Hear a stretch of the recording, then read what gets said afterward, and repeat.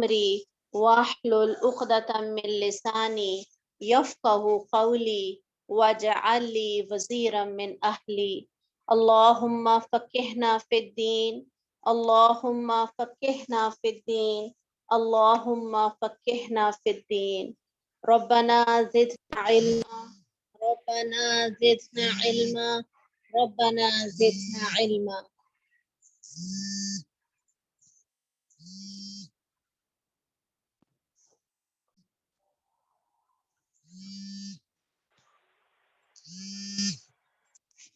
جی السلام علیکم. جی السلام علیکم.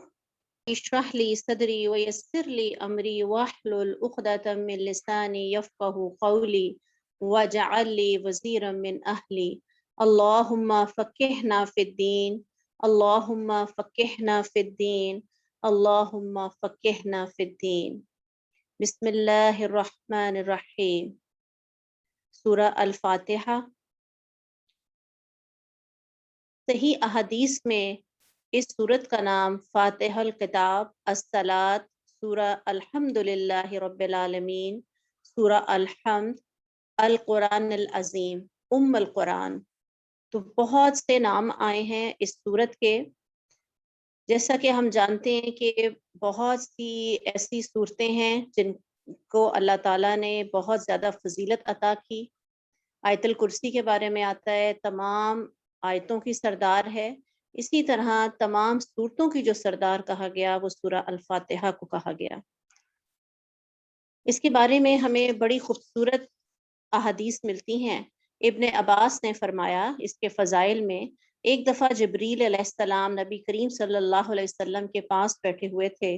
انہوں نے اپنے اوپر زور سے دروازہ کھلنے کی آواز سنی اور سر اٹھایا اور فرمایا یہ آسمان کا دروازہ ہے جو آج کھولا گیا ہے. آج سے پہلے یہ کبھی نہیں کھولا گیا. تو اس سے ایک فرشتہ اترا. پھر فرمایا یہ فرشتہ زمین پر اترا ہے جو آج سے پہلے کبھی نہیں اترا. اس فرشتے نے سلام کہا اور کہا آپ کو 2 نوروں کی خوشخبری ہو جو آپ کو دیے گئے ہیں. آپ سے پہلے وہ کسی نبی کو عطا نہیں ہوئے. فاتحہ الکتاب، سورہ البقرہ کی آخری آیات. آپ ان دونوں میں سے جو حرف بھی پڑھیں گے وہ چیز آپ کو ضرور عطا کر دی جائے گی. تو یہ جو آخری بات ہے نا کہ آپ جب بھی ان 2 یعنی سورہ فاتحہ اور سورہ البقرہ کے ساتھ آخری جو 2 آیات ہیں ان کے ساتھ کچھ بھی مانگیں گے تو آپ کو وہ ضرور عطا کیا جائے گا. تو یہ بہترین دعائیں بھی ہیں. تو جب بھی دعا کریں تو اپنی دعاؤں میں ان دعاؤں کو بھی شامل کر لیا جائے. اسی طرح ابو سعید بن معلّہ عنہ فرماتے ہیں کہ نبی کریم صلی اللہ علیہ وسلم میرے پاس سے گزرے. میں نماز پڑھ رہا تھا. آپ نے مجھے بلایا. میں نہ آیا یہاں تک کہ میں نے نماز پڑھی. پھر آیا. آپ نے فرمایا تمہارے آنے میں کیا رکاوٹ بنی؟ میں نے عرض کیا میں نماز پڑھ رہا تھا. فرمایا کیا اللہ تعالیٰ نے فرمایا نہیں کہ اے لوگوں جو ایمان لائے ہو اللہ کی اور رسول کی دعوت قبول کرو؟ پھر فرمایا کیا میں تمہیں مسجد سے نکلنے سے پہلے قرآن مجید کی سب سے عظیم صورت نہ بتاؤں؟ پھر رسول اللہ صلی اللہ علیہ وسلم مسجد سے نکلنے لگے تو میں نے آپ کو یاد دلایا تو آپ نے فرمایا الحمد للہ رب العالمین. سب آمستانی ہے، یعنی یہ وہ 7 آیات ہیں جو بار بار پڑھی جاتی ہیں اور یہی قرآن العظیم ہے جو مجھے دیا گیا ہے. تو اس کو قرآن عظیم کا بھی لقب دیا گیا. اس کی کیا وجہ ہے اس کو ہم پڑھیں گے ابھی اور پھر ہم دیکھیں گے کہ بڑی ہی خوبصورت ایک آیت جو ہے اس میں بہت زیادہ گہرائی ہے. اور اس کے بارے میں ہمیں ایک بہت ہی پیاری حدیث ملتی ہے. ابو ہریرہ عنہ سے بیان کرتے ہیں کہ اللہ تعالیٰ فرماتے ہیں کہ میں نے اس سورت کو 2 حصوں میں تقسیم کر لیا. اب جب بھی ہم اپنی نماز کے اندر سورہ فاتحہ کو پڑھیں گے تو اپنے ذہن میں اس حدیث کو رکھ کر پڑھیں گے. تو اللہ تعالیٰ کیا کہتے ہیں کہ جب بندہ الحمد للہ رب العالمین کہتا ہے تو اللہ تعالیٰ فرماتا ہے کہ تو اللہ تعالیٰ فرماتا ہے میرے بندے نے میری حمد بیان کی. اور جب الرحمن الرحیم کہتا ہے تو اللہ تعالیٰ فرماتا ہے میرے بندے نے میری ثنا کی۔ اور جب وہ مالک یوم الدین کہتا ہے تو فرماتا ہے میرے بندے نے میری تمجید یعنی بزرگی بیان کی۔ اور کبھی فرماتا ہے میرے بندے نے اپنا آپ میرے سپرد کر دیا۔ اور جب وہ ایاک نعبد و ایاک نستعین کہتا ہے تو وہ فرماتا ہے یہ میرے اور میرے بندے کے درمیان ہے اور میرے بندے کے لیے ہے جو اس نے سوال کیا۔ یعنی جیسے ہی ہم یہ کہیں گے کہ اللہ صرف تیری عبادت اور تجھ سے مدد مانگیں گے تو اللہ تعالیٰ کیا کہتے ہیں کہ جو کچھ میرے بندے نے مجھ سے مانگا میں نے عطا کیا۔ تو اس کے فوراً بعد جو اگلی آیت ہے وہ کیا ہے؟ اہدنا الصراط المستقیم۔ یعنی اللہ تعالیٰ نے تو پہلے ہی کہہ دیا تھا جو مانگے گا میرا بندہ میں عطا کروں گا۔ اور پھر ہم تمام دعاؤں میں سے جو افضل ترین دعا ہے اہدنا الصراط المستقیم پڑھیں گے تو پھر اللہ تعالیٰ ہماری یہ دعا کیوں قبول نہ فرمائیں گے؟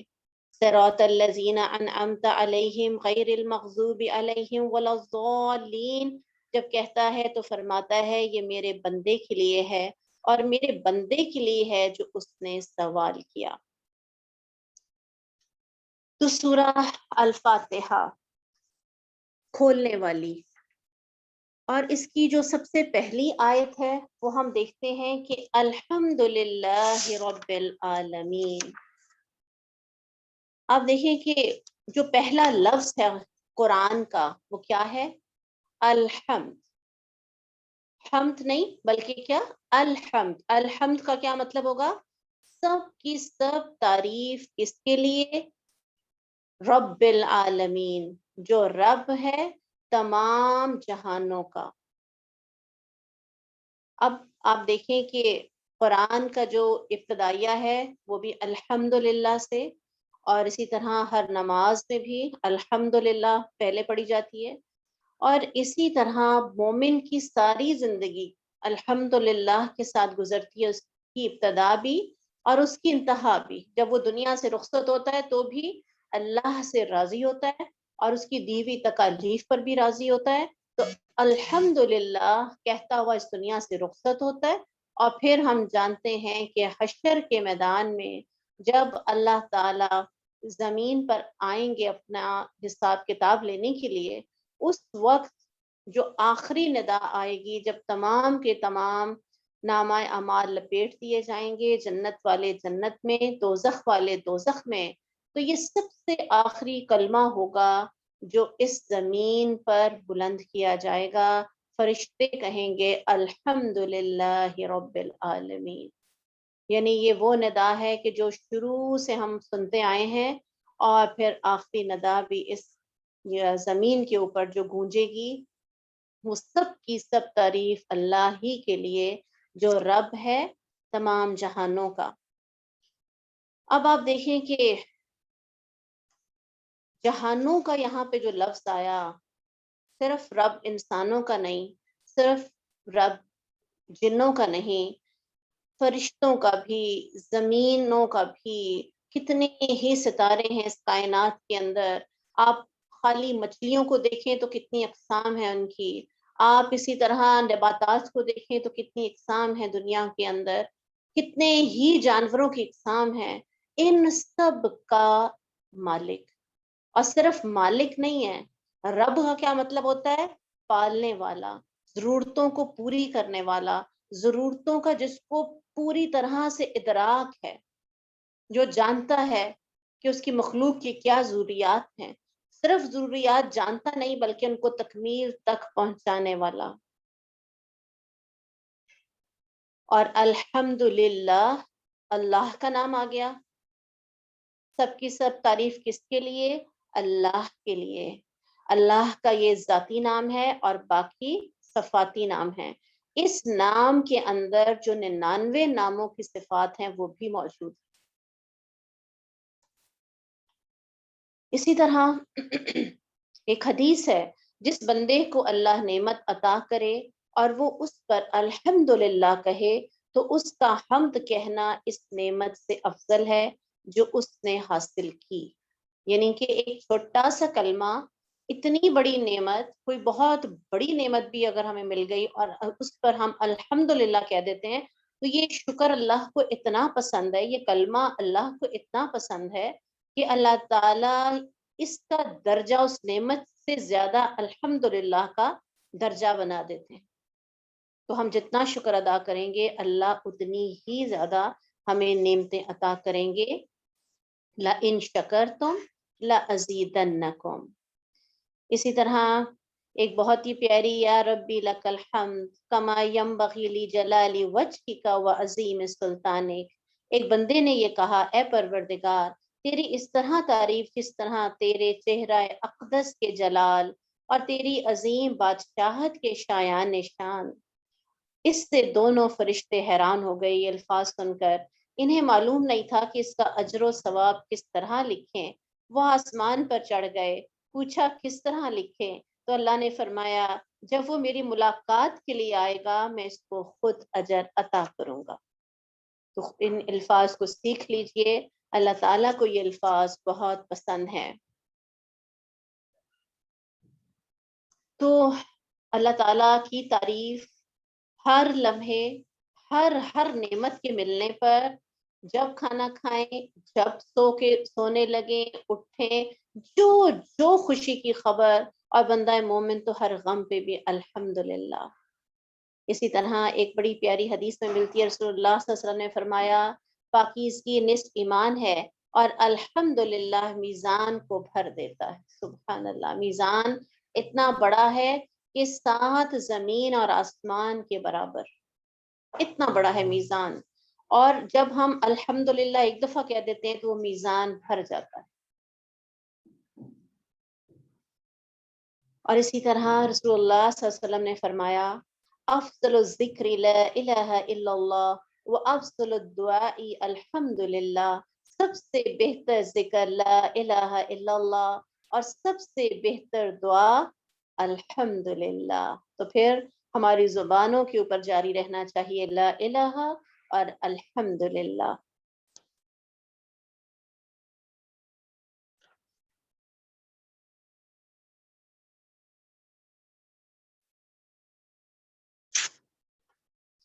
الرحمن الرحیم، رحمان ہے اور رحیم ہے۔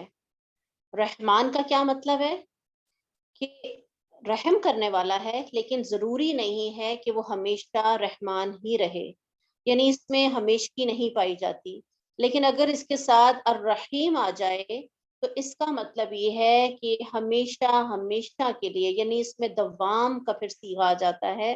جو بھی اس صیغے کے اوپر ہوتے ہیں فعیل کے وزن پر، یعنی علیم، حلیم، عظیم، تو اس کا مطلب ہے اس کی رحمت دائمی ہے۔ یعنی اللہ نے صرف یہاں پہ رحمان نہیں لکھا بلکہ ساتھ میں رحیم بھی لکھا۔ اور اسی طرح اللہ تعالیٰ اپنی مخلوق پر بہت زیادہ رحم کرنے والا ہے۔ رسول اللہ صلی اللہ علیہ وسلم نے فرمایا اللہ تعالیٰ نے جب مخلوق پیدا فرمائی تو اس کتاب میں لکھ دیا جو اس کے پاس عرش پر ہے، بے شک میری رحمت میرے غضب پر غالب ہے۔ اسی لیے اللہ تعالیٰ نے بسم اللہ الرحمن الرحیم اور پھر دوبارہ سے اسی کی تکرار کی ہے الرحمن الرحیم، یعنی اے میرے بندے تو میری طرف آ کر تو دیکھ، تو مجھے رحمان بھی پائے گا اور رحیم بھی پائے گا۔ ایاک نعبد و ایاک نستعین، ہم صرف تیری عبادت کریں گے۔ آپ غور کریں کہ ایاک صرف اور صرف، نعبد ہم عبادت کریں گے، و ایاک ایسا بھی تو ہو سکتا تھا ایاک نعبد و نستعین، ہم صرف تیری عبادت کریں گے اور تجھ سے مدد چاہیں گے، لیکن 2 دفعہ کیوں لایا گیا صرف اور صرف تیری عبادت اور صرف تجھ سے مدد مانگیں گے؟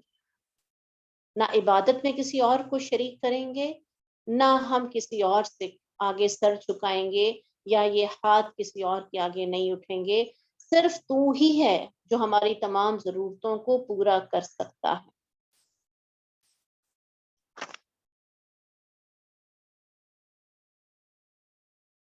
اہدنا الصراط المستقیم، اب دعا بڑی ہی خوبصورت، بہت ہی جامع۔ اے ہمارے مالک، اگر کچھ دینا ہی ہے تو پھر ہمیں سیدھے راستے پر چلا، ہمیں ہدایت جیسی نعمت عطا فرما۔ کیوں؟ اس لیے کہ دنیا میں کوئی نعمت اگر کم بھی ہو گئی تو کچھ نہ کچھ اس کے بغیر گزارا چل جائے گا، لیکن اگر ہمیں ہدایت کی نعمت نہ ملی تو پھر دنیا تو گزر ہی جائے گی، لیکن آخرت میں بہت مشکل میں پھنس جائیں گے ہم۔ تو سب سے جو اہم اور قیمتی چیز ہے ہمارے پاس، وہ ہمارے پاس ہدایت ہے، وہ ایمان کی دولت ہے۔ اور یہاں آج ہم اسی لیے بیٹھے ہیں کہ اللہ تعالیٰ نے دیکھیں کہ یہ قرآن تو نازل کر دیا 1400 سال پہلے۔ یہ ایسے ہی ہے جیسے آپ دیکھیں کہ ایک کسی جگہ کا کوئی مالک ہو اور وہ ایک نوکر رکھے اور اس نوکر کو یہ کہے کہ دیکھو یہ جو لائن ہے نا، اس سے آگے تم نے نہیں جانا، تمہیں اس کے اندر رہنا ہے، اور جو تمہاری ضرورت ہے، جو بھی تمہیں کھانا ہے، پینا ہے، لباس ہے، جو چاہیے وہ تمہیں سب میسر ہوگا، تمہیں ایک اچھی سیلری بھی دی جائے گی، عزت کی روزی ملے گی، بس یہ ہے کہ تم نے یہ بارڈر لائن کراس نہیں کرنی۔ اب وہ شخص جو ہے وہ آہستہ آہستہ کیا کہ وہ اس بات کو سنے گا، کچھ دن تک تو وہ اس پہ عمل کرے گا، اس بارڈر لائن کے قریب نہیں جائے گا، اور اس کے بعد کیا ہوگا، وہ آہستہ آہستہ اس بارڈر لائن کو جا کے اس کو کراس کرنے کی کوشش کرے گا، پھر پیچھے مڑ کے دیکھے گا، وہ دیکھے گا کہ مالک دیکھ رہا ہے لیکن وہ کہہ کچھ نہیں رہا، وہ کہہ کچھ نہیں رہا۔ تو کیا ہوگا، وہ ایک دفعہ اس کے قریب جائے گا، اور پھر آہستہ آہستہ دوسرے دن اس کے اور قریب جائے گا، اور تیسرے دن اس کو کراس کر جائے گا، اور وہ دیکھے گا کہ اس کا مالک اس کو کچھ نہیں کہہ رہا، اور اس کے بعد پھر وہ آسانی سے ادھر چلا جائے گا اور اپنی مرضی کا کام کرے گا، اور وہ دیکھے گا کہ مجھے کچھ نہیں کہا جا رہا، اور پھر اس کے بعد ایک دن ایسا آئے گا کہ اس کا مالک کہے گا کہ یہ پچھلے کچھ سالوں میں جو تم نے یہ اتنی دفعہ اس کو کراس کیا، اب اس کی سزا تمہیں دی جائے گی، تو اب تمہیں کوڑے پڑیں گے۔ تو اب وہ پریشان ہو جائے گا، اب اس کو سزا ملے گی، کیوں کہ اس کو کھلا چھوڑ دیا گیا تھا، اس کی ہر ضرورت کو پورا کر دیا گیا تھا، اور صرف ایک ڈیمانڈ کی گئی تھی کہ بس تم نے اس کو کراس نہیں کرنا۔ اور شیطان جو ہمارے ساتھ اس دنیا میں اتارا گیا ہے، شیطان ہمارے دلوں میں خیال ہی وہ ڈالتا ہے، انہی چیزوں کو خوشنما بنا کر ہمارے دلوں کے اندر ایسے وسوسے اور ایسی ان کو خوشنما بنا کے پیش کرتا ہے کہ ہم یہی سمجھتے ہیں کہ اگر ہم کر لیں گے تو کون سی بڑی بات، وہ تو بڑا رحمان بھی ہے اور رحیم بھی ہے، وہ اتنی چھوٹی چھوٹی باتوں کو کیوں پکڑے گا۔ تو بالکل یہی معاملہ آج ہمارے ساتھ ہے، انسانوں کے ساتھ ہے۔ اللہ سبحانہ و تعالیٰ نے ہمیں بتا دیا، عہد الست نے بتایا، اور اس کے بعد پھر انبیاء بھیجے، اس کے بعد کتابیں بھیجیں۔ اب کیونکہ انبیاء نہیں آئیں گے تو اب یہ کتاب ہمارے پاس موجود ہے، ہم اس جو حکم تھا ہمارے مالک کا اس کو بھولنے لگتے ہیں، قدرتی بات ہے، ہم انسان ہیں، اور ہم اس کو بھولنے لگتے ہیں، اور اس کو بار بار یاد رکھنا، اس کو اپنے دماغ میں رکھنے کے لیے ضروری ہے کہ اللہ کے جو پیغامات ہیں ان کو بار بار پڑھا جائے، بار بار اس سے تعلق جوڑا جائے، ایسی جگہوں پہ جائیں کہ جہاں پر جا کے ہمارے ایمان میں اضافہ ہو، ایسے لوگوں سے ملا جائے کہ جن سے مل کر ہمارے عمل میں بہتری آئے۔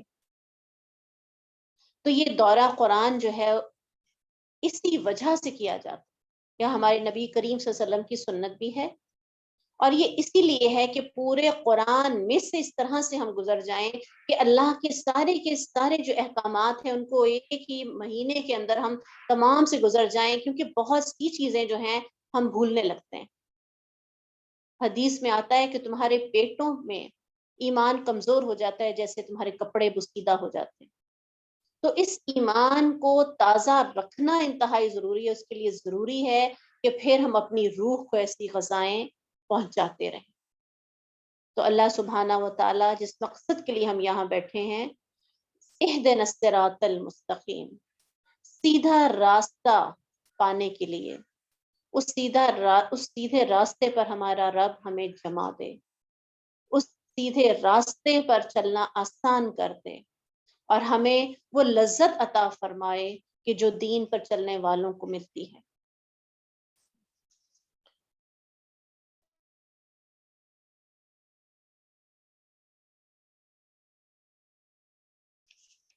اچھا جی، اہدنا الصراط المستقیم، اب سیدھا راستہ کیسے پتا چلے گا کہ یہ سیدھا راستہ ہے جس پر ہم ہیں؟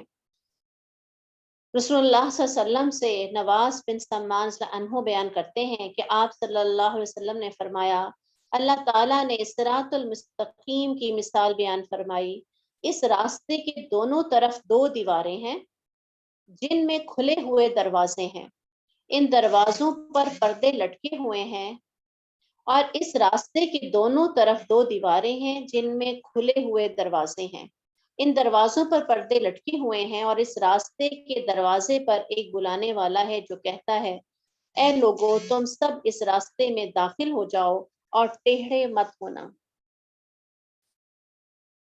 اور ایک بلانے والا اس راستے کے اوپر کنارے سے آواز دے رہا ہے، جب کوئی انسان ان دروازوں میں سے کسی کو کھولنا چاہتا ہے تو وہ کہتا ہے، افسوس تجھ پر، اسے مت کھول، کیونکہ اگر تو اسے کھولے گا تو اس میں داخل ہو جائے گا۔ صراط وہ راستہ اسلام ہے، اور دونوں دیواریں اللہ تعالیٰ کی حدود ہیں، دونوں دیواریں اللہ تعالیٰ کی حدود ہیں، اور کھلے دروازے اللہ تعالیٰ کی حرام کردہ چیزیں ہیں۔ تو اس مثال کو سمجھ لیجئے کہ دروازے جو ہیں وہ کھلے ہوئے ہیں، حرام راستے بھی آج بالکل ہمارے لیے کھلے ہوئے ہیں، ان میں داخل ہونا کچھ بھی مشکل نہیں ہے، اور راستے کے شروع میں بلانے والی چیز اللہ کی کتاب ہے۔ جو شروع میں ایک کوئی بلانے والا تھا نا اس راستے پر، وہ کیا ہے؟ وہ یہ کتاب ہے۔ یہ کتاب ہمیں روکے گی، جب بھی ہم داخل ہونے لگیں گے تو فوراً ہی ہمیں روکے گی، اور ہمیں فوراً ہی کوئی نہ کوئی آیت یاد آئے، بلانے والا اللہ تعالیٰ یعنی نصیحت کرنے والا، یعنی اللہ کا جو ڈر ہے اور خوف ہے جو ہر مومن کے دل میں ہوتا ہے، ٹھیک ہے، جو اوپر سے ایک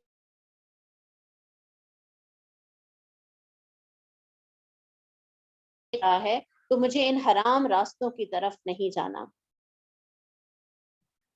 اور صراط الذین انعمت علیہم، ان لوگوں کے راستے پر جن پر تو نے انعام کیا، غیر المغضوب علیہم ولا الضالین، اور جن پر نہ غصہ کیا گیا اور نہ وہ گمراہ ہیں۔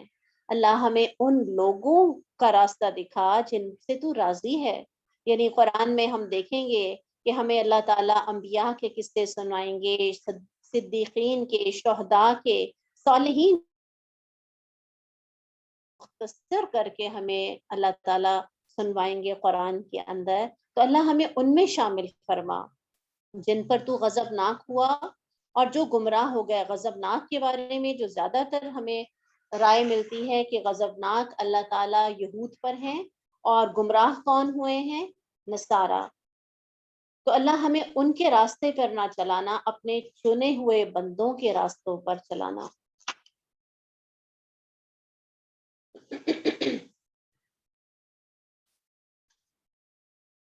اور پھر جب یہاں پہ پہنچ جائیں ولا ضالین پر، تو پھر کیا کہنا ہے اس کے بارے میں؟ رسول اللہ صلی اللہ علیہ وسلم نے فرمایا، جب امام ولا ضالین کہے تو تم آمین کہو، اللہ تعالیٰ تمہاری دعا قبول کر لے گا، اور جس کی آمین فرشتوں کی آمین سے مل گئی تو پھر کیا ہے؟ اس کے پچھلے گناہ معاف کر دیے جائیں گے۔ اور اسی طرح روایت ہے کہ رسول اللہ صلی اللہ علیہ وسلم نے فرمایا، یہودیوں تم پر کسی چیز میں وہ حسد نہیں کیا یہودیوں نے جو انہوں نے آمین کہنے اور سلام میں تم پر حسد کیا ہے۔ یعنی آمین کہنے کا اتنا اجر کہ ہماری آمین فرشتوں کی آمین سے مل گئی تو پچھلے سارے گناہ معاف، اور اسی طرح سلام کہنے کا کتنا بڑا اجر ہے، اور کتنی ایک دوسرے پر رحمت بھیجنا ہے، تو اللہ تعالیٰ کو بھی پسند ہے، اور ہمارے دشمن اس سے پھر حسد کرتے ہیں۔ بسم اللہ الرحمن الرحیم، سورہ البقرہ۔ یہ قرآن مجید کی 7 سب سے لمبی صورتوں میں سے ہے۔ رسول اللہ صلی اللہ علیہ وسلم نے فرمایا، من اخذ السبع الاول فهو خبر، جس نے یہ پہلی 7 صورتیں حاصل کر لیں وہ بہت بڑا عالم دین بن گیا۔ تو اس کا علم حاصل کرنا بہت پسندیدہ ہے۔ اسی طرح اس میں بہت سے ہمیں احکامات ملیں گے، بہت سے قصے آئیں گے۔ رسول اللہ صلی اللہ علیہ وسلم نے اسے سنام القرآن یعنی قرآن کی کوہان قرار دیا ہے، اور آپ صلی اللہ علیہ وسلم نے فرمایا اپنے گھروں کو مقبرے نہ بناؤ، یقیناً شیطان اس گھر میں داخل نہیں ہوتا جس میں سورہ بقرہ کی تلاوت ہوتی رہے۔ تو بڑی ہی خوبصورت حدیث، اور آج کے دور کے لحاظ سے تو ایک بہت بڑی رحمت کہ ہر تیسرے چوتھے گھر میں آج یہ مسئلہ چل رہا ہے، اور اس کا سب سے آسان، اور میں کہتی ہوں کہ اتنا آسان علاج کہ کہیں کسی کے پاس جانے کی ضرورت نہیں، بڑے سے بڑا جادو، بڑے سے بڑا انسان کسی آزمائش میں اگر ہے تو جس گھر میں یہ لگا لی جائے گی تو شیطان وہاں سے بھاگ جائے گا، کیونکہ یہ تمام کے تمام جو ایسے کام ہوتے ہیں یہ شیطانوں کے ذریعے کیے جاتے ہیں۔ تو جب شیاطین ان گھروں میں داخل نہیں ہو سکیں گے تو آٹومیٹکلی جو اتنے بڑے بڑے انہوں نے منتر اور جادو اور اتنا پیسہ جو لگایا ہوگا، وہ سب آپ یقین کریں کہ 1 روپیہ خرچ کیے بغیر آپ اللہ کا یہ احسان دیکھیں کہ میں تو اس پہ اتنا زیادہ تجربہ کر چکی ہوں، اتنا زیادہ تجربہ کر چکی ہوں الحمدللہ، کہ صرف یہ آیت پڑھنے کے بعد جہاں پہ بھی ذرا سا بھی شک ہوتا ہے کہ کوئی بیماری ایسی ہے کہ جس کی ڈاکٹرز کو سمجھ نہیں آ رہی، کوئی اچانک سے کاروبار ٹھپ ہو رہا ہے اور ٹھپ ہوتا ہی چلا جا رہا ہے جس کی کوئی وجہ سمجھ نہیں آ رہی، بچے ہیں بہت اچھا ان کا سمجھدار ہیں پڑھے لکھے ہیں لیکن رشتہ ہو ہی نہیں رہا، آتے ہیں لوگ دیکھتے ہیں اور کچھ بتائے بغیر ہی چلے جاتے ہیں، کوئی جواب ہی نہیں دیتے۔ ایک تو ہوتا ہے نا کوئی خامی نکالیں، لیکن ایسے کہ جیسے ان کو بھی کچھ سمجھ نہیں آ رہا ہوتا ہے یہ ہو کیا رہا ہے، پسند بھی ہوتا ہے سب کچھ ہوتا ہے لیکن زبان سے ہاں نہیں نکل رہی ہوتی۔ تو کہیں بھی ایسا آپ کو لگے کہ کوئی کچھ نہ کچھ ایسا ہو رہا ہے، کچھ نہ کچھ کسی طرف سے کوئی نہ کوئی شیطانی ہتھ کنڈا ہو سکتا ہے، تو کچھ بھی نہیں کرنا، کسی کو بتانے کی ضرورت نہیں ہے، صرف اور صرف سورہ البقرہ اونچی آواز میں تلاوت پورے مخارج کے ساتھ اگر پڑھی جائے گی تو شیطان اس گھر میں نہیں ٹھہرے گا۔ بعض اوقات اب یقین کریں کئی کئی سالوں کے جو اتنے مسئلے بنے ہوئے ہوتے ہیں وہ چند دنوں میں، چند صرف 2 4 دن میں ہی آپ کو جو ہے بہتری آنا شروع ہو جاتی ہے۔ تو یہ ایک بہت بڑی بلیسنگ ہے ہمارے لیے سورہ البقرہ۔ اور پھر ساتھ میں کیا کرنا ہے، پانی رکھنا ہے، پانی پہ دم نہیں کرنا، پانی رکھنا ہے، وہ جو تلاوت کی آواز ہے وہ اس کے اندر جائے گی۔ اگر خود 2.5 پارے پڑھ سکتے ہیں تو ٹھیک ہے، ورنہ سورہ البقرہ کی تلاوت لگا دی جائے تو بھی وہی فوائد انشاءاللہ حاصل ہوں گے۔ قرآن خود کھول کے بیٹھ جائیں، لیکن ایسا ہے کہ ایسے اوقات ہوں کہ جب گھر میں زیادہ بات چیت نہ ہو رہی ہو، ٹی وی نہ لگا ہوا ہو، ان چیزوں کا، ان آداب کا خیال رکھا جائے گا، اور پھر آپ چلائیں تو آپ حیران رہ جائیں گے کہ اتنے سالوں کے جو مسئلے چل رہے تھے وہ اللہ تعالیٰ منٹوں اور سیکنڈوں کے اندر حل کر دیں گے۔ ایک اور روایت ہے کہ شیطان اس گھر سے بھاگ جاتا ہے، یعنی شیطان تھا وہ نکال، شیاطین تو ہم جانتے ہیں کہ وہ تو ہر جگہ ہیں، تو وہ بھاگ جائے گا جب بھی لگے گی۔ اور اسی طرح بہت ہی خوبصورت اس کے بارے میں ہمیں احادیث ملتی ہیں۔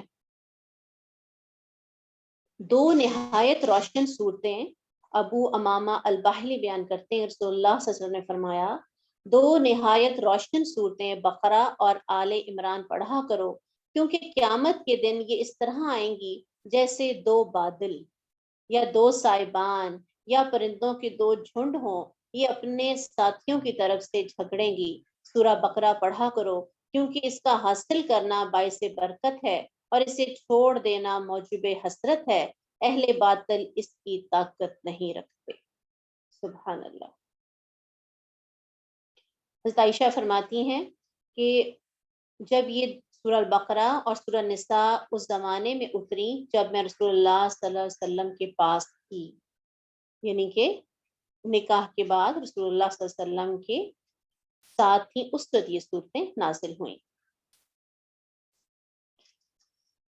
تو اس کو اب کیسے پڑھا جائے گا؟ اس کو ہم یہ بھی ہو سکتا ہے کہ جیسا کہ یہاں پہ آیا کہ جو بھی اس کو پڑھے گا اس کے لیے یہ سفارش بھی کریں گی۔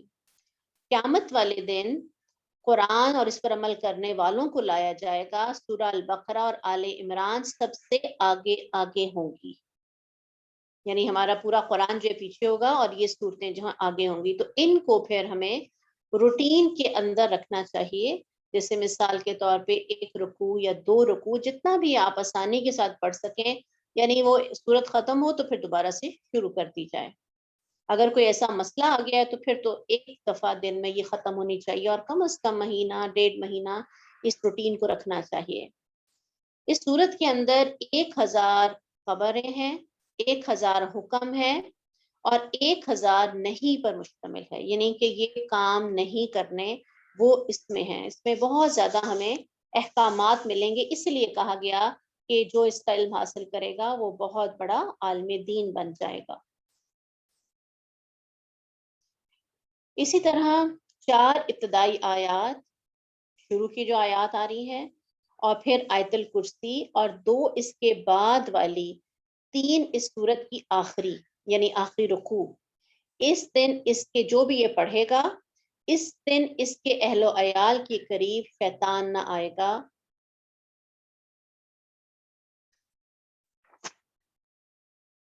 تو اب ہم دیکھتے ہیں کہ اللہ تعالیٰ اس میں کیا فرماتے ہیں۔ الف لام میم، الف لام میم، ذالک الکتاب لا ریب فیہ، یہ وہ کتاب ہے کہ اس میں کوئی شک نہیں۔ سب سے جو پہلی بات سورہ فاتحہ کے بعد اللہ تعالیٰ ہمیں بتا رہے ہیں وہ یہ کہ یہ وہ کتاب ہے کہ جس میں کسی قسم کا آپ شک نہیں کر سکتے۔ اتنے 100 سالوں سے بالکل اسی حالت میں ہے۔ جرمن کے اندر ایک ریسرچ سینٹر بنایا گیا، اس کے اندر انہوں نے 40,000 قرآن کے مختلف نسخے پوری دنیا سے اکٹھے کیے، اور اس کے مقابلے میں تورات اور انجیل مقدس کے بھی انہوں نے مختلف نسخے اکٹھے کیے پوری دنیا میں سے۔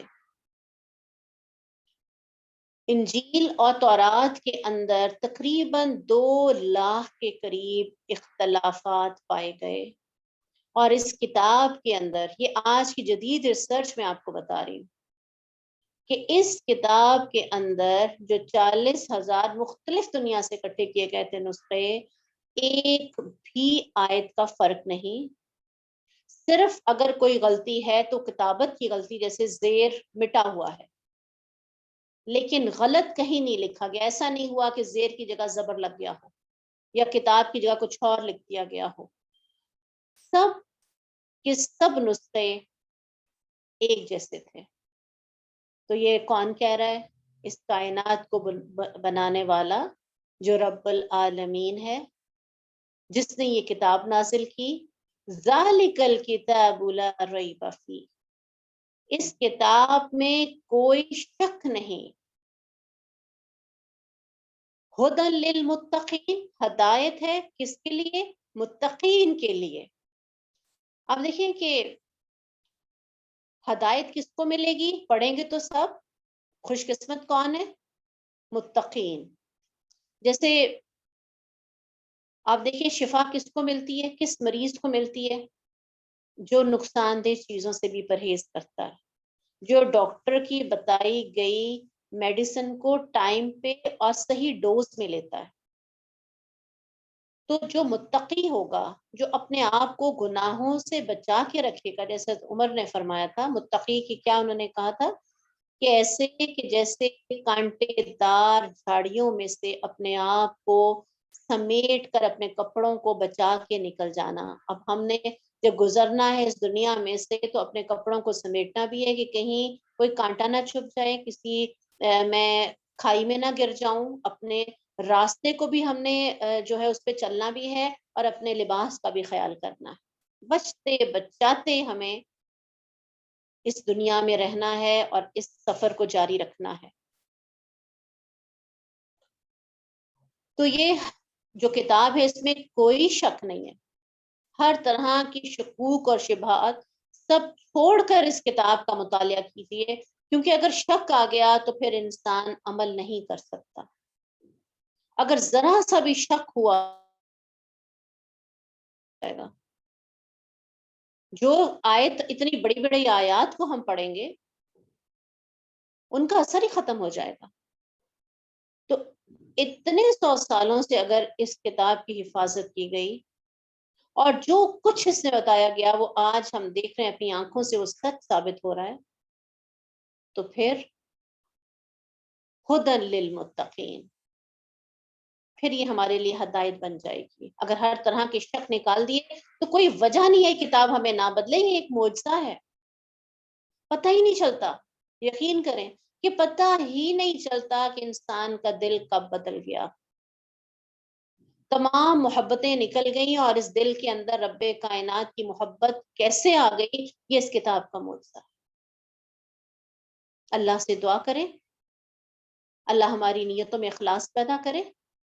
تو جیسے جیسے ہم آگے بڑھتے جائیں گے، یہ بالکل وہی معاملہ ہے کہ جب ہمیں کسی سے محبت ہوتی ہے نا تو اس کے بارے میں ہمارا دل چاہتا ہے کہ ہم جانیں وہ اس کو کیا پسند ہے، اس کی وہ کس طرح کی چیزیں پسند کرتے ہیں، ان کی کیا روٹین ہے، ہوتا ہے نا اس طرح۔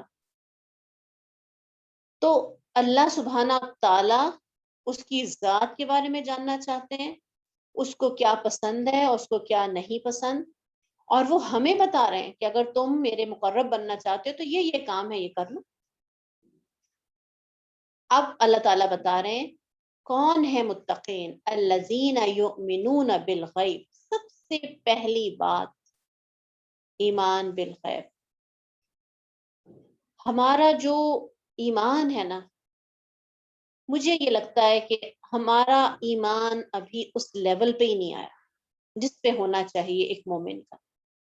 اگر ہمارا ایمان اس لیول پر آ جائے نا تو یقین کریں کہ پھر ایسا ہو نہیں سکتا کہ ہم اللہ کے احکامات کو سنیں اور اس سے گزر جائیں اور اس پہ عمل نہ کریں یا ان کو لائٹلی لیں یا ہماری آنکھیں نہ بھریں۔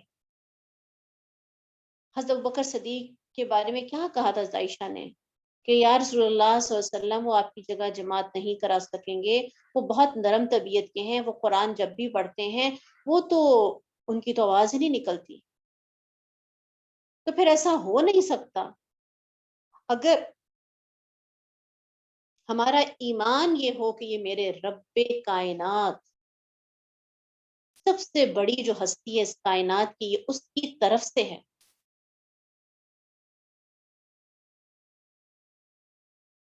اور میں اس کی عظمت کو پہچانے بغیر ہی گزر جاؤں، یہ ہو ہی نہیں سکتا۔ یؤمنون بالغیب، وہ ایمان لاتے ہیں غیب پر۔ اور غیب میں کیا کیا ہے؟ غیب میں کیا کیا ہے؟ تمام، سب سے پہلے اللہ سبحانہ تعالیٰ کی ذات، اور اس کے بعد اس کے فرشتوں پر ایمان لانا، اس کی کتابوں پر ایمان لانا، اس کے رسولوں پر ایمان لانا، یوم آخرت، اچھی یا بری تقدیر پر ایمان لانا، یہ ہے ایمان بالغیب۔ یہ تمام چیزیں ہم سے چھپی ہوئی ہیں، ان پر ایمان رکھنا، یہ جو کچھ میرے ساتھ پیش آ رہا ہے یہ میرا رب کر رہا ہے، اچھا مل رہا ہے تو بھی، برا مل رہا ہے تو بھی۔ اور یوم آخرت وہ غیب میں ہے لیکن مومن کی ہر وقت نگاہوں میں رہتی ہے۔ وہ رب کائنات، وہ 7 آسمان اوپر، لیکن مومن کے ہمیشہ دل میں رہتا ہے۔ تو یہ جو غیب میں چیزیں ہیں نا، یہ قرآن پڑھنے کا یہ فائدہ ہوگا کہ وہ چیزیں غیب میں محسوس نہیں ہوں گی، وہ ہمیں ایسی لگے گا کہ جیسے ہماری آنکھوں کے سامنے۔ صحابہ کرام کا ایمان بالغیب بہت اسٹرانگ، ان کو ایسے ہی لگتا تھا جیسے عمیر بن حمام تھے نا صحابی، غزوہ کے اندر کھجوریں کھا رہے تھے اور رسول اللہ صلی اللہ علیہ وسلم نے کہا دوڑو اس جنت کی طرف، مغفرت کی طرف۔ تو انہوں نے کہا کہ کھجوریں میں کھا کے یہ تو بہت دیر ہو جائے گی۔ انہوں نے کہا اب میں جنت میں جا کے ہی کھجوریں کھاؤں گا۔ یہ کہہ کے کھجوریں پھینکی اور اس کے بعد لڑنا شروع کیا اور شہید ہوئے، اور جنت میں انشاءاللہ تعالی اللہ نے داخل کر دیا۔ یعنی ان لوگوں کا ایمان اس طرح کا تھا۔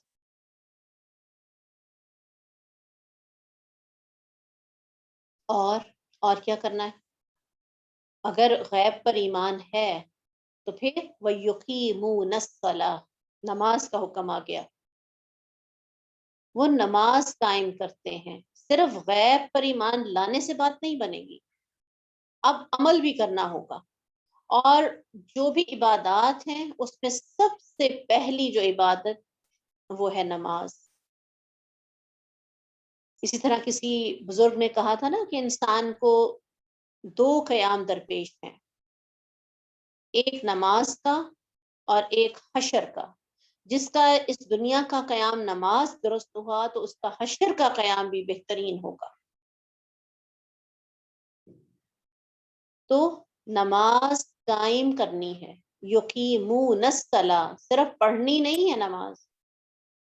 رسول اللہ صلی اللہ علیہ وسلم نے فرمایا نماز اس طرح پڑھو جیسے تم نے مجھے نماز پڑھتے دیکھا ہے۔ ہر چیز منوعن ہمارے پاس احادیث میں موجود ہے۔ رسول اللہ صلی اللہ علیہ وسلم کے طریقے سب کے سب محفوظ ہیں۔ ایک شخص نے نماز پڑھی، رسول اللہ صلی اللہ علیہ وسلم نے فرمایا نماز دوبارہ پڑھو کیونکہ تم نے نماز پڑھی ہی نہیں۔ جلدی جلدی سے جو پڑھی جائے گی جس میں اللہ کو یاد نہیں کیا جائے گا تو اس کا مطلب ہے پڑھی نہیں، اس کو دوبارہ پڑھو۔ اسی طرح رسول اللہ صلی اللہ علیہ وسلم نے فرمایا کوئی تین آدمی نہیں جو کسی بستی میں ہو یا بادیہ میں جن میں نماز قائم نہ کی جاتی ہو مگر شیطان ان پر غالب آ چکا ہوتا ہے۔ تو اگر تین لوگ بھی ہوں تو ان کو اذان کہنی چاہیے اور نماز پڑھنی چاہیے، اگر وہ ایسا نہیں کر رہے تو پھر ان پر شیطان غالب آ گیا۔ اور نماز کیوں ادا کرنی ہے؟ مجھے تو یوں لگتا ہے جیسے اللہ کی شدید تر محبت کا اظہار۔ اللہ تعالیٰ ہمیں 5 وقت مس بیل دیتے کہ آؤ میرے بندے ملاقات کے لیے، اور ہم جو ہیں وہ کہیں کہ ابھی وقت نہیں ہے، اب یہ کام بہت اہم ہے۔ یہ نہیں آپ سوچیں کہ کس کی طرف سے آ رہی ہے اور ہم اس کو ڈیلے کرتے ہیں، تو کتنا بڑا نقصان ہے۔ وَمِمَّا رَزَقْنَاهُمْ، اور اس میں سے جو ہم نے انہیں دیا ہے خرچ کرتے ہیں۔ یعنی جو بھی دنیا میں اللہ نے نعمتیں عطا کی اس میں مال و دولت بھی ہے، اس میں ہمارا وقت بھی ہے، اس میں ہماری اولاد بھی ہے۔ جو کچھ اس نے ہمیں عطا کیا اس میں سے اگر ہم خرچ کرتے ہیں تو پھر والذین یؤمنون بما انزل الیک وما انزل من قبلک، اور جو اس پر ایمان لاتے ہیں جو تیری طرف اتارا گیا اور جو تجھ سے پہلے اتارا گیا، وبالآخرۃ ہم یوقنون، اور آخرت پر وہی یقین رکھتے ہیں۔ یعنی جو اتارا گیا قرآن، جو کچھ نازل کیا گیا، یہاں پر یہ نہیں کہا گیا کہ یہاں پر یہ نہیں کہا گیا کہ جو نازل کیا گیا اس پر ایمان رکھتے ہیں، بلکہ جو کچھ اتارا گیا ہر ہر ہر آیت پر، ہر آیت جو بھی نازل کی گئی اس پر ایمان لانا ہے اور اس پہ عمل کرنا ہے۔ وَبِالْآخِرَةِ هُمْ يُوقِنُونَ، اور آخرت پر وہی یقین رکھتے ہیں۔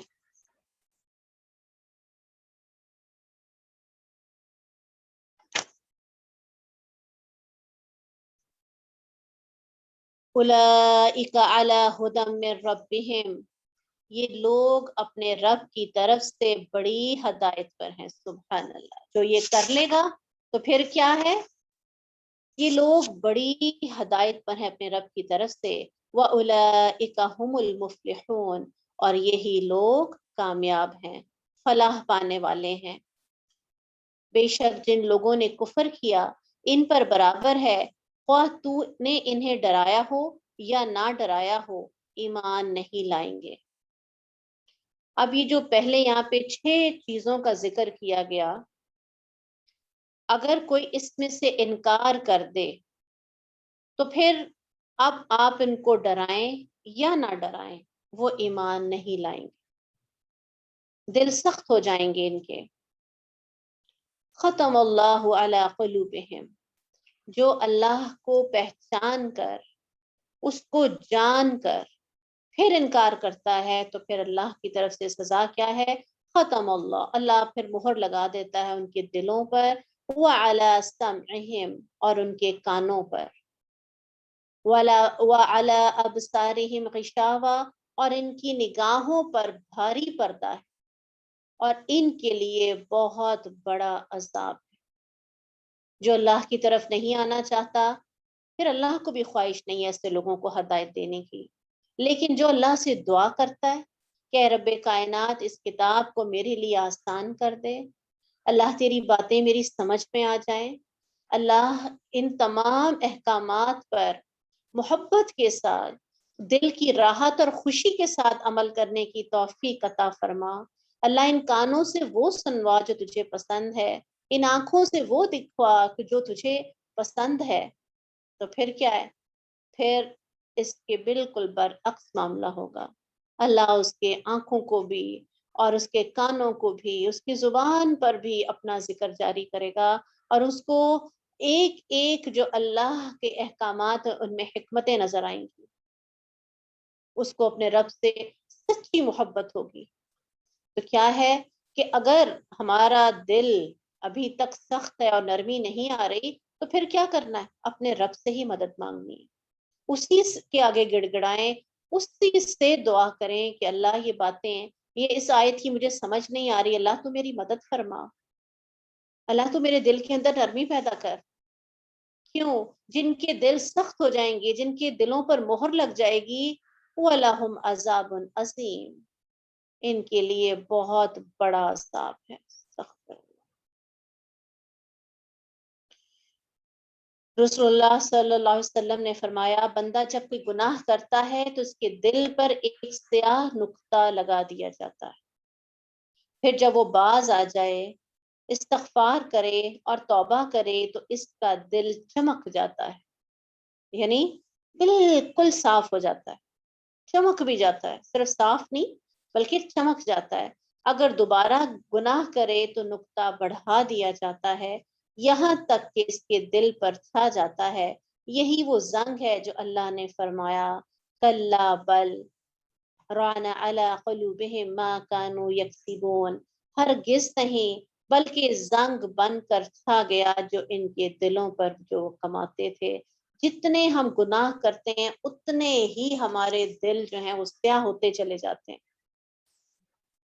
اتنی ہی اللہ کی محبت کم ہوتی چلی جاتی ہے، اور جتنا ہم استغفار کرتے ہیں اللہ تعالیٰ اتنا ہی ہمارے دلوں کو چمکا دیتا ہے اور دلوں میں نرمی آنے لگتی ہے۔ وَمِنَ النَّاسِ مَن يَقُولُ آمَنَّا بِاللَّهِ، اور لوگوں میں سے وہ ہیں جو کہتے ہیں ہم اللہ پر اور آخرت کے دن پر ایمان لائے، حالانکہ وہ ہرگز مومن نہیں، اللہ سے دھوکہ بازی کرتے ہیں۔ ان لوگوں سے جو ایمان لائے حالانکہ وہ اپنی جانوں کے سوا کسی کو دھوکہ نہیں دے رہے، وہ شعور ہی نہیں رکھتے، وہ سمجھتے ہیں کہ کسی کو پتہ ہی نہیں چلے گا، وہ اللہ کو دھوکہ دیں گے۔ اللہ تعالیٰ کیا کہتے ہیں؟ ان کو شعور ہی نہیں، اللہ سب جانتا ہے۔ فی قلوبہم مرض، ان کے دلوں میں ایک بیماری ہے، فزادہم اللہ مرضا، اور اللہ نے اس بیماری کو بڑھا دیا، ان کے لیے دردناک عذاب ہے، اس وجہ سے کہ وہ جھوٹ بولتے ہیں۔ تو اصل بات کیا ہے؟ اللہ کی محبت کہاں آتی ہے؟ دل میں آتی ہے۔ اللہ کا ڈر کہاں آتا ہے؟ دل میں آتا ہے۔ اور اگر دل میں ہی بیماری ہو، دل پہلے سے ہی سیاہ ہو، اللہ پاک ہے، پاک جگہ پر رہتا ہے۔ اگر گناہوں والی جگہ ہوگی تو پھر وہاں پہ اللہ کی محبت کیسے آئے گی؟ اس لیے پہلے اپنے آپ کو گناہوں سے پاک کرنا ضروری ہے، تب یہ کتاب ہمیں فائدہ دے گی۔ ہدن کیا مطلب؟ ہدایت کس کو ملے گی؟ جو متقی ہوگا، جو اللہ سے ڈرنے والا ہوگا، جو اللہ سے معافیاں مانگتا رہا ہوگا، اللہ اس کے دل کو چمکا دیں گے۔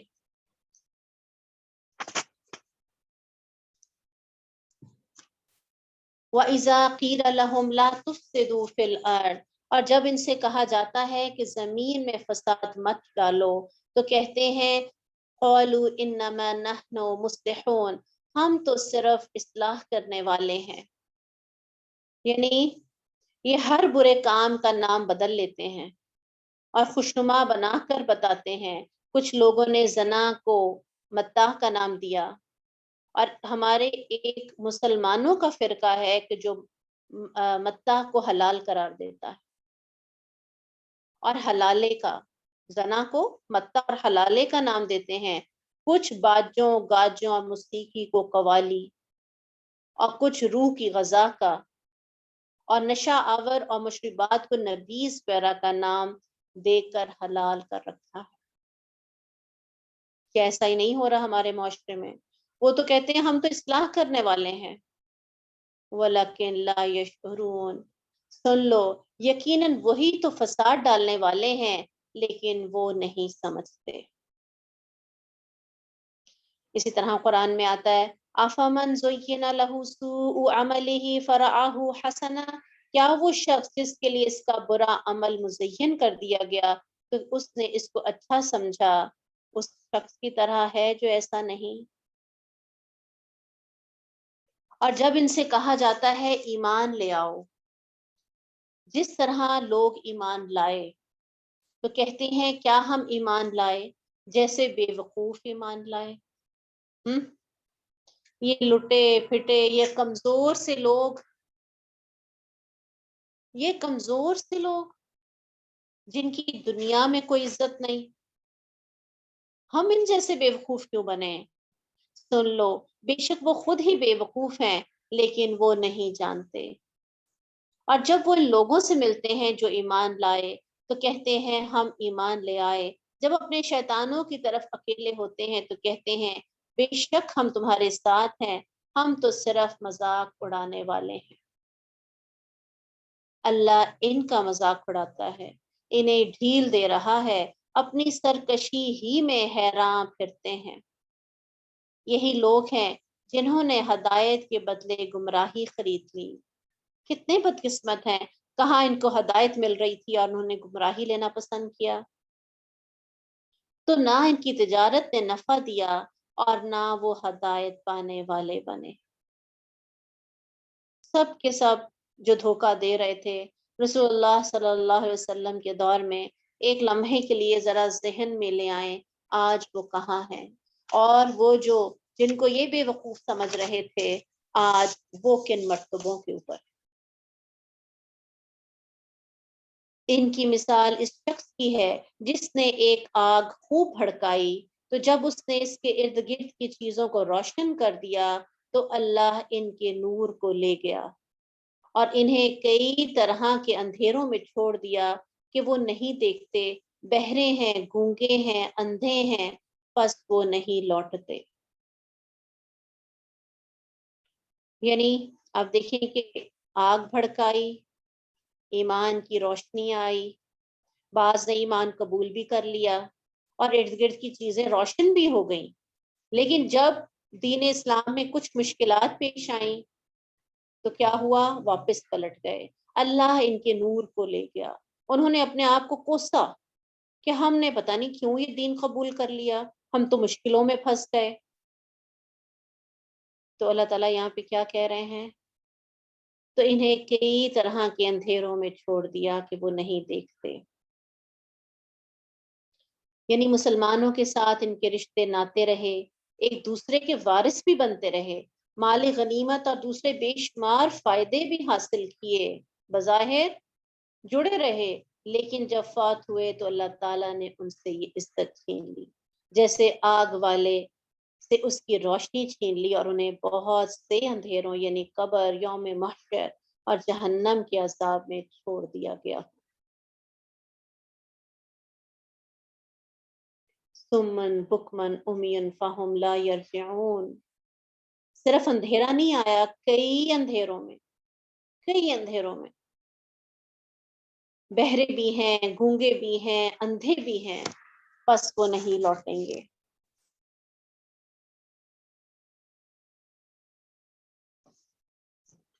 استغفر اللہ ربی من کل ذنب واتوب الیہ۔ ربنا لا تجعلنا منهم او كصيب من السماء فيه ظلمات ورعد وبرق، یہ جیسے آسمان سے اترنے والی بارش جس میں کئی اندھیرے ہیں، گرج اور چمک ہے، اور کڑکنے والی بجلیوں کی وجہ سے، موت کے ڈر سے اپنی انگلیاں اپنے کانوں میں ڈال لیتے ہیں، اللہ کافروں کو گھیرنے والا ہے۔ یعنی یہاں کی اندھیروں سے، یہاں کی بجلی کی کڑک سے، یہ ذرا سی آواز سے گھبرا جاتے ہیں۔ ان کے دل شیطان نے اتنے سخت کر دیے، ذرا تصور کریں کہ اتنے 100 سالوں سے اللہ جو ان کو قبروں میں آزما رہا ہوگا، پھر ان کا کیا حال ہوگا۔ موت سے ڈرتے تھے، موت سے بھاگتے تھے، اپنی انگلیاں اپنے کانوں میں ڈالتے تھے، لیکن موت سے بچ نہیں سکے۔ تو یہی سبق ہمارے لیے ہے کہ جو موت ہے نا، وہ تو آنی ہی ہے۔ کوئی ایسا ذی روح نہیں کہ جس کو موت نہ آئے۔ رسول اللہ صلی اللہ علیہ وسلم نے فرمایا کہ آج کے 100 سال بعد تم میں سے کوئی بھی زندہ نہ ہوگا۔ تو یہی حقیقت ہماری بھی ہے۔ آج سے 50 سال بعد آپ دیکھیں کہ بالکل نقشہ بدلا ہوا ہوگا ہمارے ان علاقوں کا، ہمارے ان گلی ان محلوں کا۔ کون ہوگا ہم سے؟ بہت کم۔ تو بات یہ ہے کہ سب نے چلے جانا ہے، یہاں کسی نے نہیں بیٹھنا۔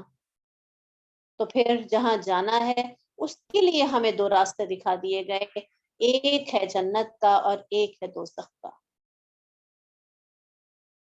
ایک ہے ہمیشہ کی عزت کا اور ایک ہے ہمیشہ کی ذلت کا۔ موت سے اگر ڈر لگتا ہے تو پھر اس کی تیاری شروع کر۔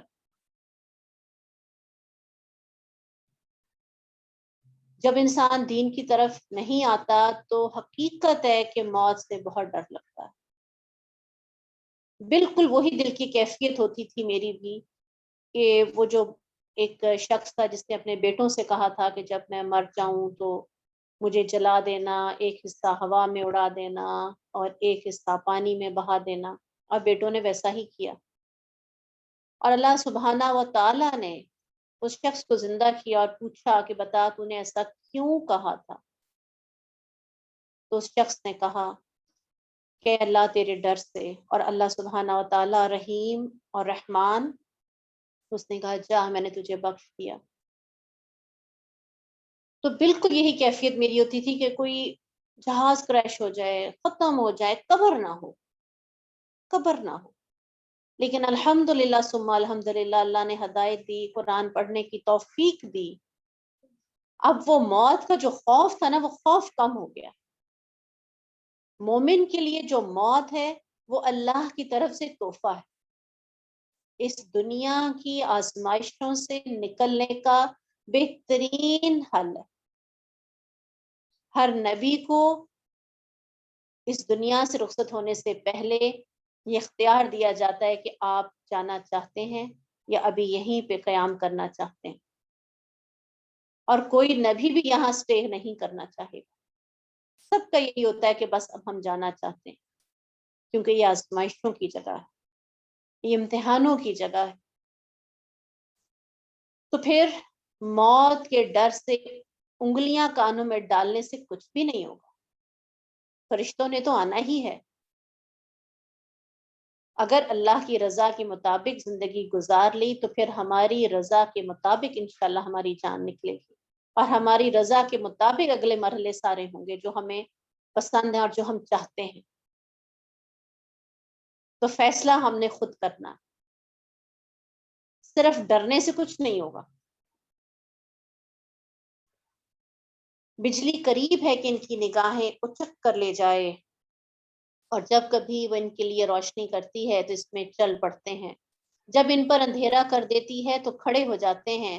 اگر اللہ چاہتا تو ضرور ان کی سماعت اور ان کی نگاہیں لے جاتا، بے شک اللہ ہر چیز پر پوری طرح قادر ہے۔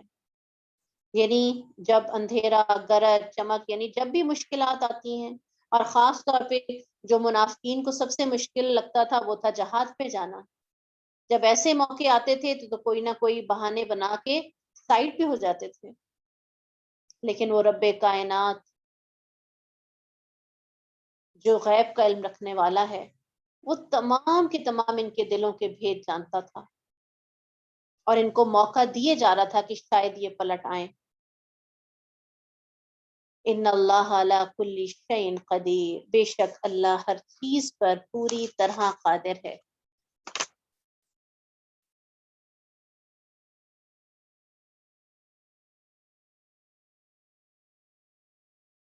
یا ایہا الناس اعبدوا ربکم الذی خلقکم والذین من قبلکم لعلکم تتقون، اے لوگو اپنے رب کی عبادت کرو جس نے تمہیں پیدا کیا۔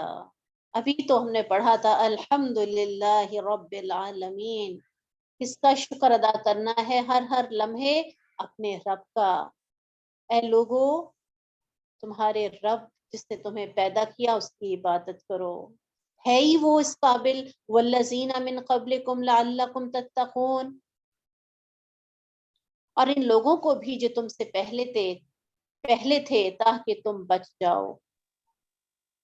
وہ جس نے تمہارے لیے زمین کو ایک بچھونا اور آسمان کو ایک چھت بنایا۔ آپ جانتے ہیں نا کہ زمین کتنی تیزی سے حرکت کر رہی ہے، 66,600 کلومیٹر کی سپیڈ سے ایک گھنٹے میں طے کرنے والی یہ زمین ہمیں کیسے ساکت نظر آ رہی ہے۔ کتنے کتنے لاوے ہیں، اگر یوں سمجھیں کہ ہم آگ کے اوپر بیٹھے ہوئے ہیں، لیکن کتنا پرسکون بنایا اس رب نے۔ اور یہ آسمان کی جو چھت ہے کتنا محفوظ بنایا اس رب نے۔ اور پھر اس آسمان سے کچھ پانی اتارا، اور پھر اس کے ساتھ کئی طرح کے پھل تمہاری روزی کے لیے پیدا کیے۔ بس اللہ کے لیے کسی قسم کے شریک نہ بناؤ۔ ہر نعمت اللہ نے ہمیں دے دی، اور کیا نہیں کرنا، فَلَا تَجْعَلُوا لِلَّهِ أَنْدَادًا، جب کوئی اس کے ساتھ شامل نہیں ہے تو پھر عبادت میں ہم کیسے کسی کو شامل کر لیں گے؟ جب مانگنا ہے تو صرف اسی سے مانگنا ہے۔ وَأَنْتُمْ تَعْلَمُونَ، اور جبکہ تم جانتے بھی ہو۔ ہم سب کو پتا ہے کہ یہ پوری کائنات کا نظام اکیلے رب کائنات چلا رہا ہے، لا الہ الا اللہ، کوئی نہیں مگر اس کے سوا، تو پھر عبادت بھی بس اسی کی۔ اور جب مدد مانگیں گے، ایاک نعبد و ایاک نستعین، اور اگر تم اس کے بارے میں کسی شک میں ہو جو ہم نے اپنے بندے پر اتارا تو اس کی مثل ایک سورت لے آؤ۔ کتنے 100 سال سے یہ چیلنج کیا جا رہا ہے، بڑے بڑے لوگ آئے، بڑے بڑے پڑھے لکھے انٹلیکچوئلز آئے، لیکن آج تک کوئی ایسی صورت بنا کے نہ لا سکا۔ چھوٹی سی سورہ القوثر جتنی صورت بھی کوئی بنا کے پیش نہ کر سکا۔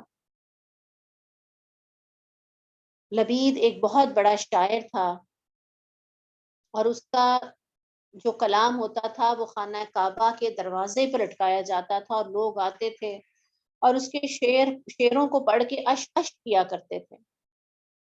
جب سورۃ القوثر نازل ہوئی تو حضرت علی نے اس سورت کو خانہ کعبہ کے دروازے کے اوپر لٹکا دیا۔ تو یہی جو لبید بہت بڑا شاعر تھا، اس نے سورۃ کوثر کے نیچے لکھ دیا ما ھذا القول البشر، یہ کسی انسان کا قول نہیں۔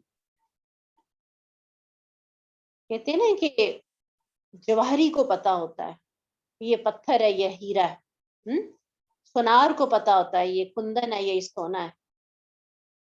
تو پھر وہ شاعر تھا تو وہ فوراً سمجھ گیا.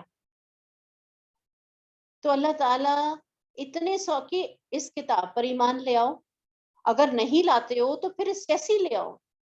اس سے زیادہ آسان اور کوئی مثال دی جا سکتی تھی؟ اس سے زیادہ آسان اور کوئی چیلنج کیا جا سکتا تھا؟ لیکن نہ تو وہ لے کر آئے ایسا بنا کر، اور نہ ہی اس پر ایمان لے کر آئے. اور اللہ کے سوا اپنی حمایتی بلا لو، ایک اللہ کے سوا جس کو ملانا ہے ساتھ ملا لو اگر تم سچے ہو. فَإِن لَمْ تَفْعَلُوا وَلَن تَفْعَلُوا، پھر اگر تم نے ایسا نہ کیا، وَلَن تَفْعَلُوا، سبحان اللہ، 1400 سال سے یہ دعویٰ چل رہا ہے اور تم ہرگز نہ کر سکو. فَاتَّقُوا النَّارَ، ڈر جاؤ اس آگ سے، الَّتِي وَقُودُهَا النَّاسُ وَالْحِجَارَةُ، کہ جس کا ایندھن انسان اور پتھر ہے، اور جو کافروں کے لیے تیار کی گئی ہے. عام جو اس دنیا کے کی آگ ہے اس میں اگر پتھر ڈالے جائیں یا انسان ڈالے جائیں تو بجھنا شروع ہو جاتی. لیکن جو جہنم کی آگ ہوگی وہ ان پتھروں کے ساتھ مزید بھڑکائی جائے گی. کیوں؟ کہ عبداللہ بن مسعود، ابن عباس رضی اللہ عنہ نے فرمایا یہ پتھر گندک کے ہوں گے اور زیادہ آگ کو بڑھانے کا باعث بنیں گے.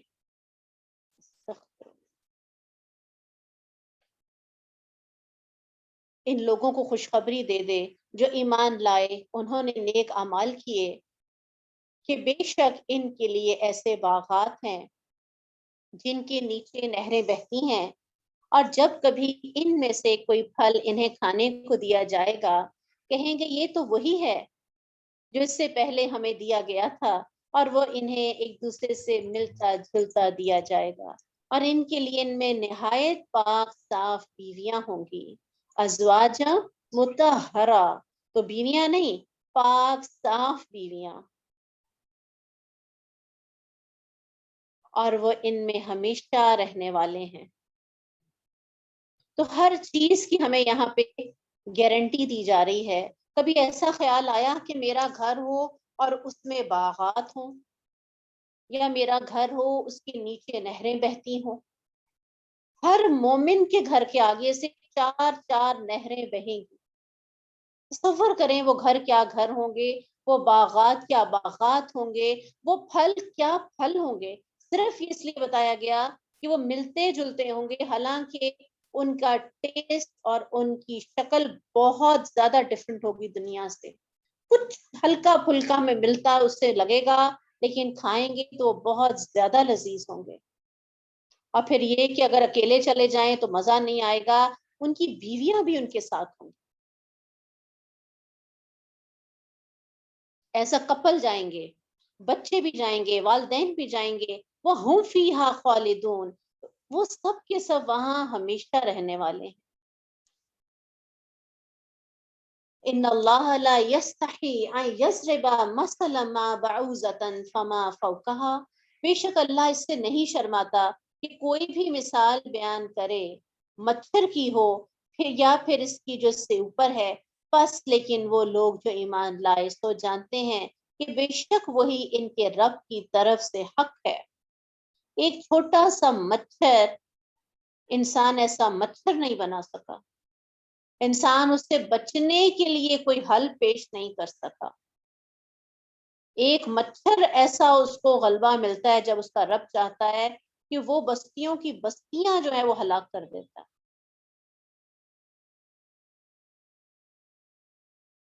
تو پھر بے شک وہی ان کے رب کی طرف سے حق ہے. رہے وہ جنہوں نے کفر کیا تو وہ کہتے ہیں اللہ نے اس کے ساتھ مثال دینے سے کیا ارادہ کیا، وہ اس کے ساتھ بہتوں کو گمراہ کرتا ہے اور اس کے ساتھ بہتوں کو ہدایت دیتا ہے. اب دیکھیں کہ جب انسان قرآن کو پڑھتا ہے، غور و فکر کرتا ہے، تو ایسا لگتا ہے جیسے ہم کائنات کی یہ چیزیں پہلی دفعہ دیکھ رہے ہیں کہ نہیں. غور و فکر شروع کر دیتا ہے، اس کو چھوٹی سی چھوٹی جو کائنات کے اندر تخلیق ہے نا، وہ اس پہ بھی غور کرتا ہے تو وہ دنگ رہ جاتا ہے، اس کی عقل معوف ہو جاتی ہے۔ ایک چونٹی آپ دیکھیں کہ 80,000 اقسام کی تو چونٹیاں ہیں اس دنیا کے اندر، اقسام 80,000 ہیں، اور کس قدر ان کی تعداد ہے، اور کس قدر بڑی بھی ہیں، چھوٹی سے چھوٹی بھی ہیں، کیسے وہ ایک دوسرے کے ساتھ نیوز شیئر کرتی ہیں، خبریں باہم پہنچاتی ہیں، کیسے کالونیاں بنا کر رہتی ہیں۔ ایک چھوٹے سے چھوٹے، ایک حقیر سے حقیر کسی بھی جاندار کو آپ دیکھ لیں تو انسان کی عقل دنگ رہ جاتی کہ پورا ایک سسٹم ہے جو چل رہا ہے۔ کیسے جب بارش آنے والی ہوتی ہے یہ اپنی بلوں کے اندر گھس جاتی ہیں، ان کو پہلے سے ہی اندازہ ہو جاتا ہے کہ اب کچھ ہونے والا ہے۔ اتنی سینس اللہ نے ان کو عطا کی، اور ہم انسان ہو کر، اشرف المخلوق ہو کر، پھر اتنے واضح احکامات کو نہ سمجھ سکیں۔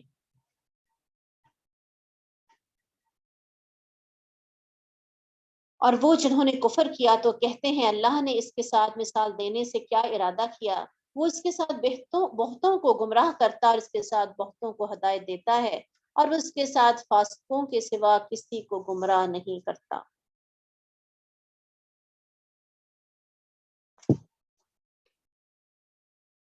وہ لوگ جو اللہ کے عہد کو اسے پختہ کرنے کے بعد توڑ دیتے ہیں اور اس چیز کو قطع کرتے ہیں جس کے متعلق اللہ نے حکم دیا اسے ملایا جائے، زمین میں فساد کرتے ہیں، یہی لوگ خسارہ اٹھانے والے ہیں۔ تم کیسے اللہ کے ساتھ کفر کرتے ہو؟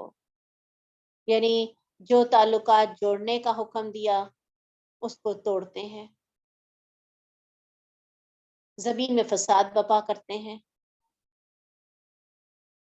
آپ دیکھیں کہ جب انسان اللہ کی طرف آتا ہے نا، قرآن کی طرف آتا ہے، تو سب سے بڑی جو بلیسنگ ہے نا وہ یہ ہے کہ انسان سب سے پہلے اپنے مالک کے ساتھ جڑتا ہے، اس کے بعد جو اس کے قریب ترین لوگ ہوتے ہیں ان کے ساتھ جڑتا ہے،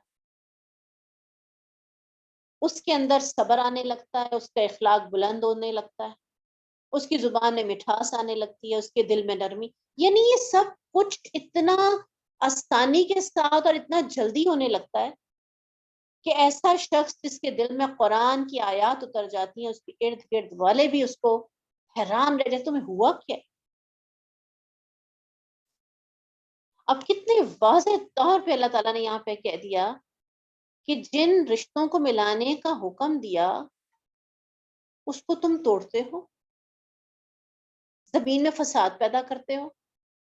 تو اب اس آیت کو پڑھنے کے بعد ہم سب اپنا جائزہ لیں گے، کس خوبصورت انداز سے انسان جو ہماری اتنی 30 سال پرانی عادات تھی وہ کیسے بدل جاتی ہیں۔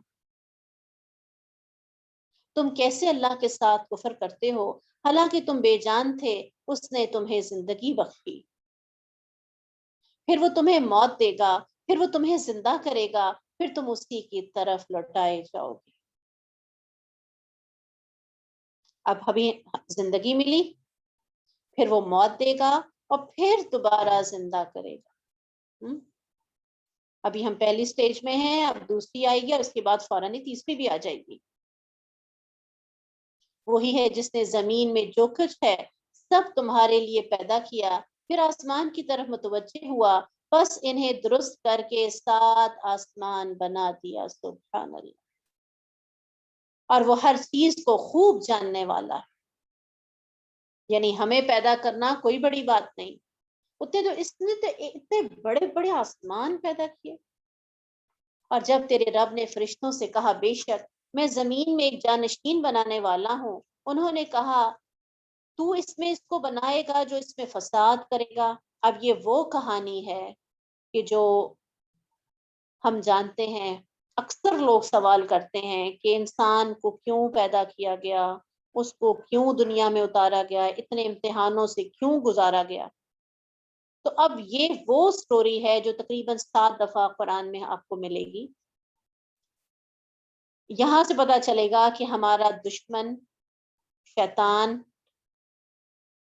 اس کو ہم سے حسد ہے، اس حسد کی وجہ سے اس نے سجدہ نہیں کیا، اور وہ اللہ سے وعدہ کر چکا ہے کہ میں تیرے بندوں کو ورغلاؤں گا اور ان کو جہنم میں پہنچاؤں گا۔ آج ہم نے رحمان سے دوستی چھوڑ دی ہے اور شیطان ہمیں زیادہ پیارا ہو گیا۔ تو وہ واقعہ، وہ قصہ انہوں نے کہا تو اس میں اس کو بنائے گا جو اس میں فساد کرے گا اور بہت سے خون بہائے گا۔ اور فرشتوں نے کہا کہ اللہ تو ایک اور نئی مخلوق پیدا کرنا چاہتا ہے۔ نحن نسبح بحمدک ونقدس لک، ہم اللہ تیری تعریف بھی کرتے ہیں اور ہر عیب سے تو پاک ہے، تیری پاکیزگی بھی بیان کرتے ہیں۔ تو اللہ نے کہا قال انی اعلم ما لا تعلمون، فرمایا بے شک میں جانتا ہوں جو تم نہیں جانتے، اور آدم کو سب کے سب نام سکھا دیے۔ پھر ان کو فرشتوں کے سامنے پیش کیا، پھر فرمایا مجھے ان کے نام بتاؤ اگر تم سچے ہو۔ انہوں نے کہا سبحانک لا علم لنا الا ما علمتنا، ہمیں کچھ معلوم نہیں مگر علم نہیں مگر جو تو نے ہمیں سکھایا، بے شک تو ہی سب کچھ جاننے والا اور کمال حکمت والا ہے۔ فرمایا اے آدم انہیں ان کے نام بتاؤ۔ کیا خوبصورت انداز ہے، سکھایا اللہ تعالیٰ نے، اور پھر فرشتوں کو بتایا کہ میں نے کیوں پیدا کیا تھا۔ اور جب اس نے انہیں ان کے نام بتا دیے، فرمایا کیا میں نے تم سے کہا نہ تھا اقل لکم انی اعلم غیب السماوات والارض، بے شک میں ہی آسمانوں اور زمین کی پوشیدہ چیزیں جانتا ہوں، اور جانتا ہوں جو کچھ تم ظاہر کرتے ہو اور جو چھپاتے ہو۔ اور جب ہم نے فرشتوں سے کہا آدم کو سجدہ کرو تو انہوں نے سجدہ کیا مگر ابلیس، اس نے انکار کیا، تکبر کیا اور کافروں سے ہو گیا۔ یعنی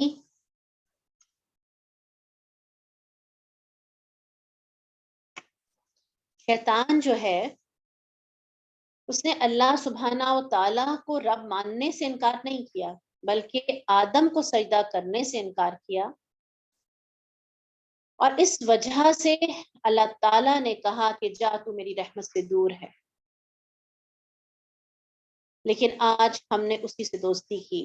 قلنا یا آدم اسکن انت وزوجک الجنہ، ہم نے کہا یا آدم تو اور تیری بیوی جنت میں رہو، دونوں اس میں سے کھلا کھاؤ جہاں چاہو، تم دونوں اس درخت کے قریب نہ جانا ورنہ تم دونوں ظالموں میں سے ہو جاؤ گے۔ جیسا کہ یہاں پہ کہا گیا نا وَلَا تَقْرَبَا هَٰذِهِ الشَّجَرَةَ، یعنی کہ اس کے قریب بھی نہ جانا۔ اسی طرح قرآن میں آیا وَلَا تَقْرَبُوا الزِّنَا، اور زنا کے قریب بھی نہ جانا، یعنی جو برائی ہے اس کے قریب بھی نہ جائیں۔ آپ صلی اللہ علیہ وسلم نے فرمایا بے شک حلال بالکل ظاہر ہے اور بے شک حرام بالکل ظاہر ہے، ان دونوں کے درمیان کچھ مشتبہ چیزیں ہیں جنہیں بہت سے لوگ نہیں جانتے، تو جو شخص شبہات سے بچے گا وہ اپنے دین اور اپنی عزت کو پوری طرح بچا لے گا، اور جو شبہات میں پڑ جائے گا وہ حرام میں پڑ جائے گا۔ جیسے وہ چرواہا جو ممنوع چرگاہ کے گرد جانور چراتا ہے، قریب ہے کہ اس کے اندر چرنے لگیں۔ یاد رکھو ہر بادشاہ کی ممنوع چراگاہ ہوتی ہے اور اللہ تعالیٰ کی ممنوع چراگاہ اس کی حرام کردہ چیزیں ہیں۔ یعنی جہاں پہ بھی آپ کو شک آ جائے، مثال کے طور پہ یہ پیسہ آ رہا ہے، اب آپ کو نہیں معلوم کہ یہ حلال ہے یا حرام ہے، یہ رشوت ہے یا تحفہ ہے، تو کیا کرنا چاہیے؟ اس کو چھوڑ دینا چاہیے۔ اگر شکوک سے بھی ہم بچ گئے، جو جس چیز میں شبہ ڈلتا ہے اگر اس سے بھی ہم بچ گئے تو انشاءاللہ ہم اپنا ایمان بچا لیں۔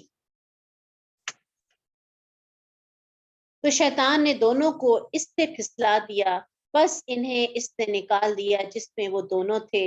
ہم نے کہا اتر جاؤ، تمہارا باز باز کا دشمن ہے، تمہارے لیے زمین میں ایک وقت تک ٹھہرنا ہے اور فائدہ اٹھانا ہے۔ پھر آدم نے اپنے رب سے چند کلمات سیکھ لیے۔ سبحان اللہ۔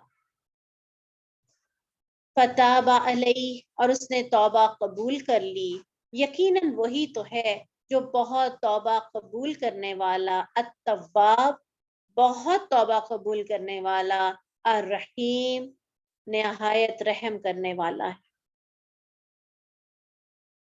شیطان نے کہا، اے اللہ تیری عزت اور جلال کی قسم، میں تیرے بندوں کو بھٹکاتا رہوں گا۔ تو اللہ تعالیٰ نے کہا، میری عزت اور جلال کی قسم، جب تک وہ مجھ سے توبہ کرتے رہیں گے میں ان کو معاف کرتا رہوں گا۔ سبحان اللہ۔ تو اللہ التواب بھی ہے، بہت زیادہ توبہ قبول کرنے والا بھی ہے، اور الرحیم بھی ہے، بار بار رحم کرنے والا۔ اور دیکھیں یہ واقعہ جو لایا گیا قرآن کے اندر، یہ کیوں لایا گیا؟ کہ حضرت آدم علیہ السلام جو تھے وہ بھی انسان تھے، حالانکہ وہ جنت میں انہوں نے اچھی طرح ہر چیز کا مشاہدہ کیا، اللہ سبحانہ و تعالیٰ نے ان کے سامنے سجدہ کروایا، فرشتوں سے بھی ابلیس سے بھی، لیکن اس کے باوجود وہ بھول گئے اور ان سے غلطی ہو گئی۔ تو انسان جو ہے اس سے غلطیاں ہوں گی اس دنیا میں، ایسا نہیں ہو سکتا کوئی انسان ایسا جس سے کبھی گناہ، اس سے غلطیاں ہوں گی، لیکن فرق کیا ہے؟ وہ پہلے سے زیادہ دوڑ کے اپنے رب کی طرف جائے گا، تو وہ اپنے رب کو التواب پائے گا اور الرحیم پائے گا۔ ہم نے کہا سب کے سب اس سے اتر جاؤ، اور پھر اگر کبھی تمہارے پاس میری طرف سے واقعی کوئی ہدایت آ جائے تو جس نے میری ہدایت کی پیروی کی تو ان پر نہ کوئی خوف ہے اور نہ وہ غمگین ہوں گے۔ جس نے بھی ہدایت یعنی قرآن پہ جو بھی عمل کرے گا اس پر نہ کوئی خوف ہے نہ وہ غمگین ہوگا۔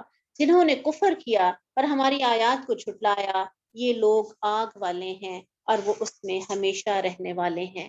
اے بنی اسرائیل، اب یہاں سے بڑا ہی خوبصورت انداز اللہ سبحانہ تعالیٰ کا شروع ہو رہا ہے۔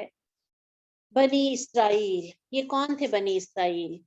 اسرائیل یعقوب علیہ السلام کا دوسرا لقب ہے، دوسرا نام ہے، اور کیا ہے اس کا معنی؟ اللہ کا بندہ۔ اسرائیل اللہ کا بندہ، اے بنی اسرائیل یعنی اللہ کے بندے کی اولاد، بیٹو۔ تو اب حضرت یعقوب علیہ السلام کی جو اولاد میں سے نبی ہوئے وہ کون سے؟ حضرت یوسف علیہ السلام سب سے پہلے نبی، اور ان کی اولاد میں سب سے آخری جو پیغمبر ہوئے وہ عیسیٰ علیہ السلام۔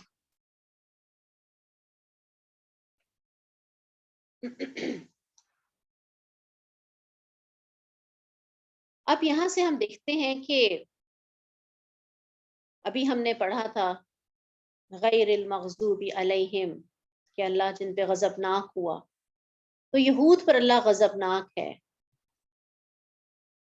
اللہ تعالیٰ ان سے ناراض ہے، لیکن اس کے باوجود اللہ سبحانہ و تعالیٰ پہلی دفعہ ان سے مخاطب ہیں یہاں پر، اور کتنے پیارے انداز سے۔ اگر ان کی جگہ کوئی اور ہوتا تو کیا کہتے ہم؟ کہ وہ اے احسان فراموش ہو، اے کافرو، اے نادانو، کتنے الفاظ تھے جو ہو سکتے تھے، اے ناشکرو۔ ابھی ہم آگے دیکھیں گے کہ اللہ تعالیٰ نے ان پر کتنی نعمتیں ان پر کی اور وہ کیسے کفر کرتے رہے، اللہ کی رحمت سے دور ہیں، لیکن اس کے باوجود اللہ سبحانہ و تعالیٰ کا ان کو مخاطب کرنے کا انداز اے بنی اسرائیل، کتنا خوبصورت انداز جو قرآن نے ہمیں سکھایا۔ بڑے سے بڑے دشمن سے بھی اگر بات کرنی ہے تو مٹھاس سے بات کریں، اچھے انداز سے بات کریں۔ اذکروا نعمتی التی انعمت علیکم، میری نعمت یاد کرو جو میں نے تم پر انعام کی۔ یہ ان کی اولادوں سے بات ہو رہی ہے، دیکھو میں نے تمہارے آباء و اجداد پر کتنی نعمتیں تھیں جو عطا کی، اور تم پر میرا جو عہد پورا کرو، میں تمہارا عہد پورا کروں گا۔ کیا عہد تھا؟ سورہ مائدہ میں آتی ہے اس کی تفسیر کہ تم نماز قائم کرو گے، بنی اسرائیل سے جو عہد تھا اللہ تعالیٰ کا، نماز قائم کرو گے، زکوٰۃ دو گے، میرے رسولوں پر یعنی جن میں رسول اللہ صلی اللہ علیہ وسلم بھی شامل ہیں ایمان لاؤ گے، ان کی مدد کرو گے اور اللہ کو اچھا قرض دو گے۔ اللہ کا ان سے یہ عہد تھا، تو پھر میں تمہارے ساتھ ہوں اور تمہارے گناہوں کو دور کروں گا، تمہیں جنتوں میں داخل کروں گا. یہ اللہ کا ان سے عہد. پہلے وہ کریں گے تو اس کے بدلے میں اللہ ان کے ساتھ ہے اور پھر ان کے سارے گناہ معاف کر دے گا. اے بنی اسرائیل تم اپنا عہد پورا کرو، میں تمہارا عہد پورا کروں گا، اور بس مجھ سے ہی ڈرو. سب کے ڈر نکال دو، سب کے ڈر دلوں سے نکال دو. وَآمِنُوا بِمَا أَنزَلْتُ مُصَدِّقًا لِمَا مَعَكُمْ، اور اس پر ایمان لاؤ جو میں نے اتارا، اور اس کی تصدیق کرنے والا ہے جو تمہارے پاس ہے. تم سب سے پہلے اس سے کفر کرنے والے نہ بنو. بڑی پیاری بات. دیکھو تمہارے پر بھی کتابیں نازل کی گئی ہیں، تم سب سے پہلے کفر کر رہے ہو قرآن کے ساتھ. ایک وقت وہ تھا جب تم کہا کرتے تھے مشرکین سے دیکھنا ایک نبی آئے گا اور پھر ہم اس کے ساتھ مل کر تم سے جنگ کریں گے. جب وہ نبی آ گیا تو تم ہی سب سے بڑے دشمن بن گئے. آپ جانتے ہیں نا کہ فرعون جو تھا وہ مصر کا بادشاہ تھا، جس نے بنی اسرائیل کو اپنا غلام بنایا ہوا تھا اور جبری مشقت لیتا، بڑی بڑی عمارتیں بنواتا. مصر سے ہی حضرت موسیٰ علیہ السلام کے ساتھ جب نکلے ہیں تو 40 دن صحرائے سینا میں رہے. حضرت موسیٰ علیہ السلام کو تورات دی گئی، سامری نے بچڑے کی عبادت میں لگایا تو 40 سال اس میدان تین میں پھرتے رہے. موسیٰ علیہ السلام، ہارون علیہ السلام یہ فوت ہو گئے تو پھر ان کے جو غلام یوشع بن نون کی قیادت میں کنعان میں داخل ہوئے. اللہ نے فتح دی، بہت نعمتوں سے نوازا، بہت نبی آئے، خاص طور پہ داؤد علیہ السلام اور سلیمان علیہ السلام. حضرت سلیمان علیہ السلام نے ہیکل تعمیر کیا، اس میں تورات رکھی گئی، بہت دور دور سے لوگ آتے اور 100 سال تک ان کو عروج ملا. اور وہ جو وادی تین تھی وہ کتنی تھی؟ 10 کوس، تقریباً 10 مائلز. اس کے اندر 40 سال تک پھرتے رہے. اسی میں جہاں سے چل کے شام تک پہنچتے تھے صبح پھر وہیں پہنچ جاتے تھے. یعنی اللہ تعالیٰ نے ان کے لیے سزا مقرر کر دی تھی. تو اللہ تعالیٰ کیا کہتے ہیں؟ جو کچھ تمہارے پاس ہے تم سب سے پہلے اس سے کفر کرنے والے نہ بنو.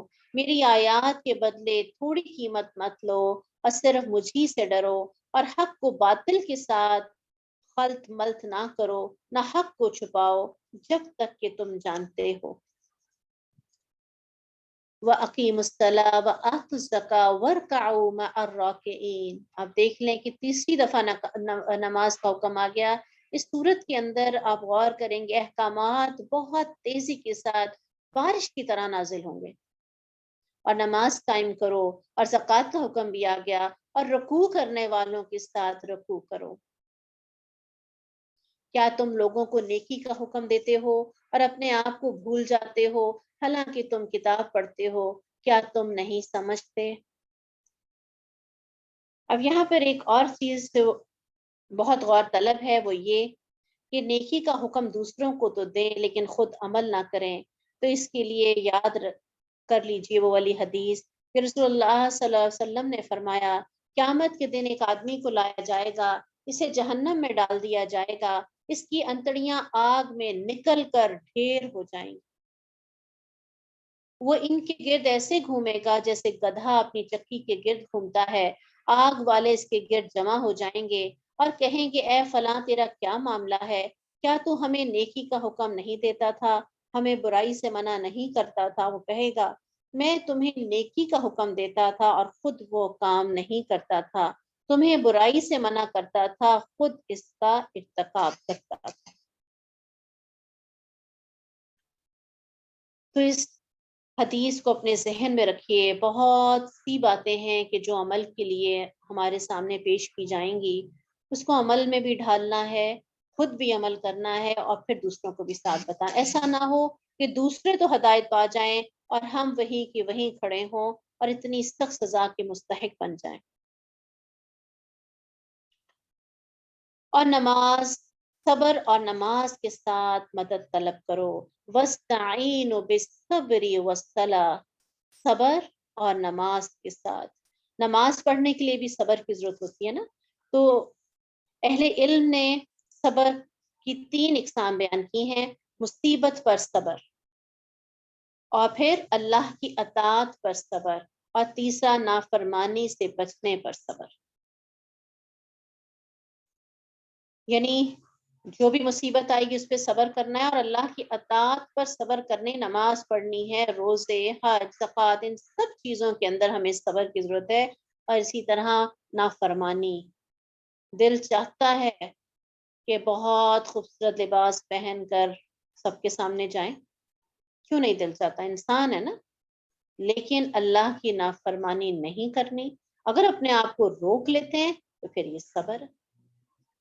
تو مدد مانگو اللہ سے، کس کے ساتھ؟ صبر اور نماز کے ساتھ. وَإِنَّهَا لَكَبِيرَةٌ إِلَّا عَلَى الْخَاشِعِينَ، یقیناً وہ بہت بڑی ہے مگر ان عاجزی کرنے والوں پر، جو یقین رکھتے ہیں بے شک وہ اپنے رب سے ملنے والے ہیں. الذین یظنون انہم ملاقو ربہم وانہم الیہ راجعون. یہ نماز کچھ بھی مشکل نہیں ہے. کس کے لیے؟ جو اپنے رب سے ملنے والے ہیں، اور یہ کہ بے شک وہ اسی کی طرف لوٹنے والے ہیں. جو مومن ہیں وہ تو خوشی خوشی نماز کی طرف آتے ہیں، وہ تو اپنے رب کی ملاقات کا انتظار کرتے ہیں. رسول اللہ صلی اللہ علیہ وسلم کیا کہا کرتے تھے؟ یا احرنا بلال، ہمیں نماز کے ذریعے سکون عطا کرو اے بلال. اے بنی اسرائیل، میری نعمت یاد کرو جو میں نے تم پر کی، اور یہ کہ بلا شبہ میں نے ہی تمہیں جہانوں پر فضیلت بخشی. اتنے انبیاء تمہارے نسلوں کے اندر بھیجے، دنیا کی تمام نعمتیں تمہیں عطا کی، اور اس دن سے بچو جب نہ کوئی جان کسی جان کے کچھ کام آئے گی.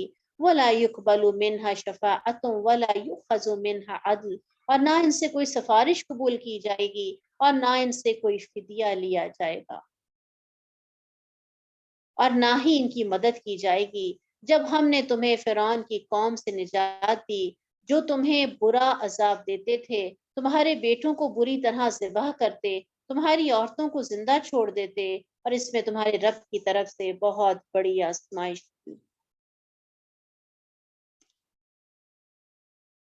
اور جب ہم نے تمہاری وجہ سے سمندر کو پھاڑ دیا اور پھر ہم نے تمہیں نجات دی. کتنا بڑا معجزہ کہ جو آج اہل کتاب سب مانتے ہیں کہ سمندر کے اندر اتنا بڑا راستہ بن جانا، اتنی کثیر تعداد کے اندر کہ لاکھوں کی تعداد میں تھے بنی اسرائیل، ان کو وہاں سے گزارا گیا، اور اسی سمندر کے اندر فرعون کو ڈبو دیا گیا. وَأَنْتُمْ تَنْظُرُونَ، تمہاری آنکھوں کے سامنے ان کو ڈبویا گیا تھا. اور جب ہم نے موسیٰ سے 40 راتوں کی میعاد مقرر کی، پھر اس کے بعد تم نے بچڑا بنا لیا اور تم ظالم تھے، 40 دن بھی تم صبر نہ کر سکے. اتنا بڑا معجزہ اپنی آنکھوں سے دیکھا کہ وہ پانی جو ایک لمحے کے لیے رکتا نہیں ہے، وہ پہاڑوں کی شکل میں اس جگہ پہ ساکت ہو گیا، جم گیا، اور وہ جو زمین جو ہمیشہ گیلی رہنے کی وجہ سے دلدل بنی ہوئی تھی، وہ خشک راستہ بن گیا جس کے اوپر سے تم آسانی سے گزر گئے. صرف 40 دن بھی تم سے صبر نہ ہوا.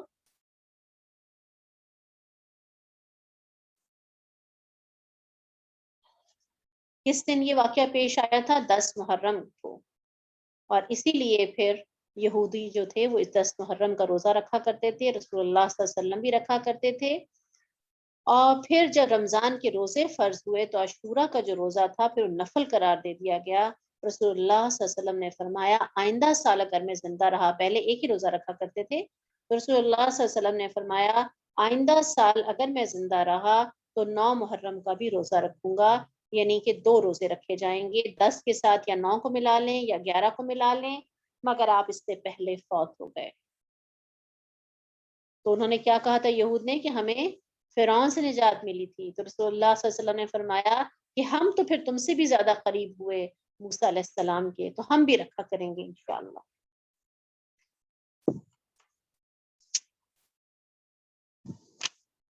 پھر ہم نے اس کے بعد تمہیں معاف کر دیا تاکہ تم شکر کرو. دیکھیے اللہ کی محبت، اس کے بعد بھی اللہ نے معاف کر دیا. لیکن اس کے لیے معافی کی صورت کیا تھی؟ اس کے بارے میں آتا ہے کہ جن لوگوں نے بچڑے کو پوجا تھا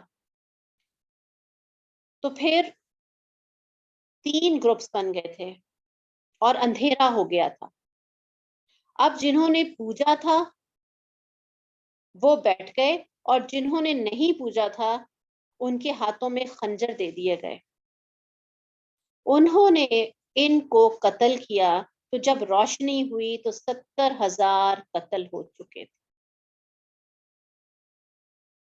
یعنی جس نے بھی شرک کیا اس کی معافی کی پھر کیا تھی صورت کہ پھر ان کو قتل کیا گیا، اور جو بچ گیا تو پھر اس کو معاف کر دیا گیا. پھر ہم نے اس کے بعد تمہیں معاف کر دیا تاکہ تم شکر کرو.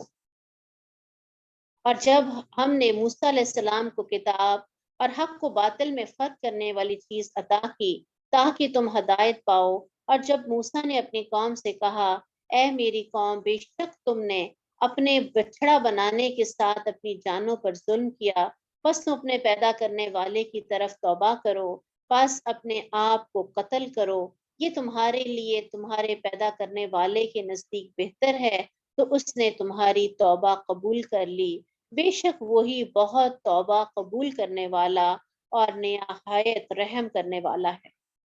اب جیسے کہ ہم جانتے ہیں کہ اسلام کے اندر اگر کوئی شرک کر لے یا مرتد ہو جائے، جیسے اس کی سزا کیا، مرتد کی کیا سزا ہے کہ اس کو قتل کیا جائے گا. اب یہاں پہ انہوں نے شرک کیا تھا، اس پر ان کو قتل کیا گیا. لیکن اسلام کے اندر اگر کوئی خدا نخواستہ زنا کر لے تو پھر اس کو قتل ہی کیا جائے گا اگر وہ توبہ بھی کر لے. لیکن اگر کوئی مرتد ہو گیا اور وہ توبہ کر لے تو پھر اس کو معاف کر دیا جائے گا. یعنی ہمیں اللہ تعالیٰ نے امت وسط بنایا، درمیان کا راستہ. اگر کوئی شرک کر لے اور اس کے بعد وہ معافی مانگے تو پھر کیا ہے کہ اللہ تعالیٰ اس کو معاف کر دیں گے. اگر وہ دین سے ہی پلٹ گیا ہے اس کو قتل کرنے کا حکم ہے، لیکن اگر وہ واپس دین میں آ جائے تو اس کو معاف کر دیا جائے گا. جب موسیٰ نے اپنی قوم سے کہا اے میری قوم، بے شک تم نے اپنے بچڑا بنانے کے ساتھ اپنی جانوں پر ظلم کیا، بس تم اپنے پیدا کرنے والے کی طرف توبہ کرو، بس اپنے آپ کو قتل کرو، یہ تمہارے لیے تمہارا پیدا کرنے والے کے نزدیک بہتر ہے، تو اس نے تمہاری توبہ قبول کر لی، بے شک وہی بہت توبہ قبول کرنے والا اور نہایت رحم کرنے والا ہے. اور جب تم نے کہا اے موسیٰ، ہم ہرگز تیرا یقین نہ کریں گے یہاں تک کہ ہم اللہ کو کھلم کھلا دیکھ لیں، تو تمہیں کڑک نے پکڑ لیا، تم دیکھ رہے تھے، پھر ہم نے تمہیں تمہارے مرنے کے بعد زندہ کیا تاکہ تم شکر کرو. اب اتنی تیزی سے یہ واقعات آ رہے ہیں کہ ان کو تھوڑا سا کھولنا اور ان کی ڈیٹیل میں جانا انتہائی ضروری ہے. اور اب کیا ہوا تھا کہ انہوں نے کہا جب حضرت موسیٰ علیہ السلام تورات لے کر آئے 40 دن کے بعد، تو انہوں نے کہا کہ ہمیں کیسے یقین آئے گا کہ یہ اللہ نے بھیجا ہے، ہم تو اس تک یقین نہیں کریں گے جب تک ہم خود نہ تمہارے رب کو دیکھ لیں. اب حضرت موسیٰ علیہ السلام نے ان کو سمجھایا، ان کو بتایا کہ میں نے بھی نہیں دیکھا، لیکن انہوں نے کہا کہ نہیں ہم تو دیکھیں گے. تو اس موقع پر 70 آدمی جو ہیں بنی اسرائیل میں سے منتخب کیے گئے، کوہ طور پر گئے، اور اللہ تعالیٰ نے جب ایک ہلکی سی تجلی کی سامنے پہاڑ پر تو وہ ریزہ ریزہ ہو گیا اور یہ خوف کے ساتھ سب کے سب بے ہوش ہو کے گر گئے. اور اس کے بعد حضرت موسیٰ علیہ السلام نے دعا کی کہ اے اللہ تعالیٰ تو چاہتا تو اس سے پہلے ہلاک کر دیتا. تو پھر اللہ تعالیٰ نے ان کو ہوش میں لائے اور پھر وہ اس طرح سے واپس آئے. اگر وہ سب مر جاتے تو حضرت موسیٰ علیہ السلام نے یہ کہا کہ اللہ میں اپنی قوم کو جا کر کیا منہ دکھاؤں گا. اللہ تعالیٰ نے ان کو دوبارہ سے ایک نئی زندگی عطا کی. تو یہ اللہ کا کتنا بڑا کہ جو پہاڑ جو تھا وہ ریزہ ریزہ ہو گیا، لیکن اللہ نے ان کو پھر موقع دیا ہدایت کی طرف آنے کا، اور ہم نے تم پر بادل کا سایہ کیا، یعنی جو صحرائے سینا تھا ہم جانتے ہیں وہ ایک ریگستان تھا، اور اتنی ہیٹ میں انہوں نے بغیر کسی سائے کے ویسے جل جانا تھا، مر جانا تھا۔ اللہ نے ان پر بادل کا سایہ کیا، جہاں جہاں وہ جاتے تھے وہ سایہ ان کے ساتھ جاتا تھا۔ ہم نے تم پہ من اور سلوا اتارا، کچھ بھی کھانے کے لیے نہیں تھا، اللہ نے من بھی اتارا اور سلوا بھی اتارا۔ تو ان چیزوں کو جو ہم نے تمہیں عطا کی ہیں، کھاؤ ان چیزوں کو جو ہم نے تمہیں عطا کی ہیں، پاکیزہ چیزوں کو جو ہم نے تمہیں دیں، اور انہوں نے ہم پر ظلم نہیں کیا لیکن وہ اپنے آپ پر ظلم کرتے تھے۔ من کیا تھا؟ من ایک کھمبی تھی، اور اس کا پانی حدیث میں آتا ہے آنکھوں کے لیے شفا ہے، اور جو سلوا تھا وہ ایک بٹیر کی طرح کی چیز تھی جو کہ ان کو صبح کے وقت جب یہ اٹھتے تھے تو ان کو پڑا ہوا ملتا تھا وافر مقدار میں، اور جب ہم نے کہا اس بستی میں داخل ہو جاؤ، بس اس میں سے کھلا کھاؤ جہاں چاہو، اور دروازے میں سجدہ کرتے ہوئے داخل ہو۔ اب یہ کون سا شہر ہے؟ اس کے بارے میں آتا ہے کہ یہ شام کا کوئی علاقہ ہے۔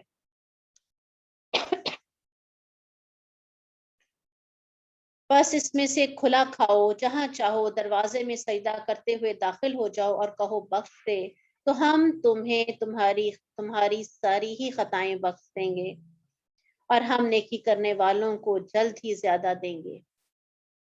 پھر لوگوں نے جنہوں نے ظلم کیا بات کو اس کے خلاف بدل دیا جو ان سے کہی تھی، تو ہم نے ان لوگوں پر جنہوں نے ظلم کیا آسمان سے ایک عذاب نازل کیا، اس کے لیے کہ وہ نافرمانی کیا کرتے تھے۔ اب صرف ایک شرط رکھی کہ اس دروازے میں داخل ہو جاؤ، اللہ تمہیں فتح دے دے گا، صرف یہ کہ دروازے میں سے جب گزرو تو سجدہ کرتے ہوئے داخل ہو جانا، اور قولوا حطۃ، اور صرف حطۃ کہہ دو تو ہم تمہاری ساری خطائیں معاف کر دیں گے، اور ہم نیکی کرنے والوں کو جلد ہی زیادہ دیتے ہیں۔ یعنی فتح بھی مل جائے گی اور گناہ بھی معاف ہو جائیں گے، لیکن ان کے لیے یہ بولنا بھی مشکل تھا۔ تو پھر اللہ نے آسمان سے ایسا عذاب نازل کیا، اللہ رحم کرے۔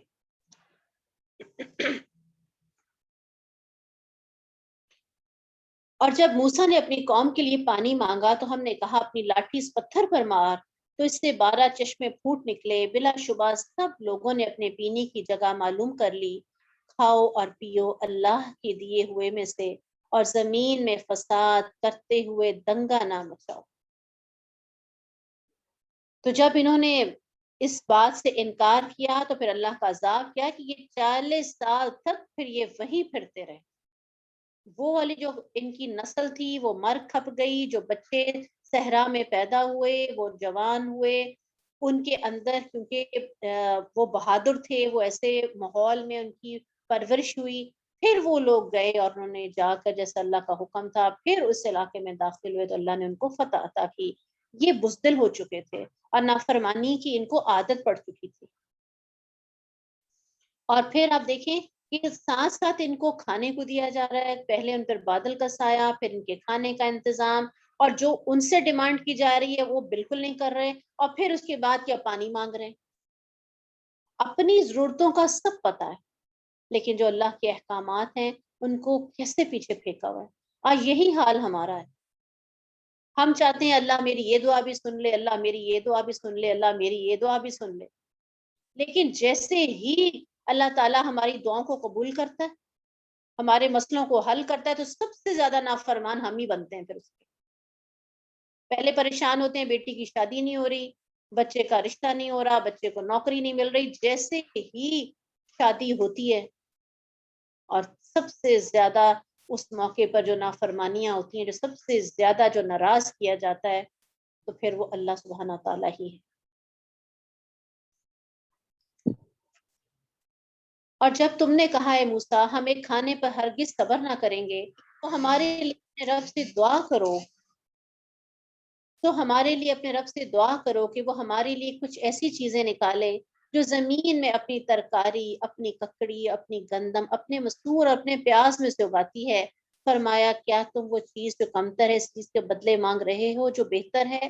کسی شہر میں جا اترو تو یقیناً تمہارے لیے وہ کچھ ہوگا جو تم نے مانگا۔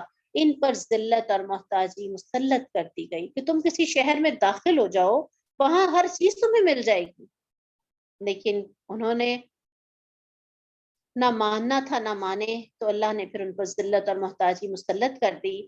وہ اللہ کی طرف سے بھاری غضب کے ساتھ لوٹے، یہ اس لیے کہ وہ اللہ کی آیات کے ساتھ کفر کرتے تھے اور نبیوں کو حق کے بغیر قتل کرتے تھے، یہ اس لیے کہ انہوں نے نافرمانی کی اور حد سے گزرتے تھے۔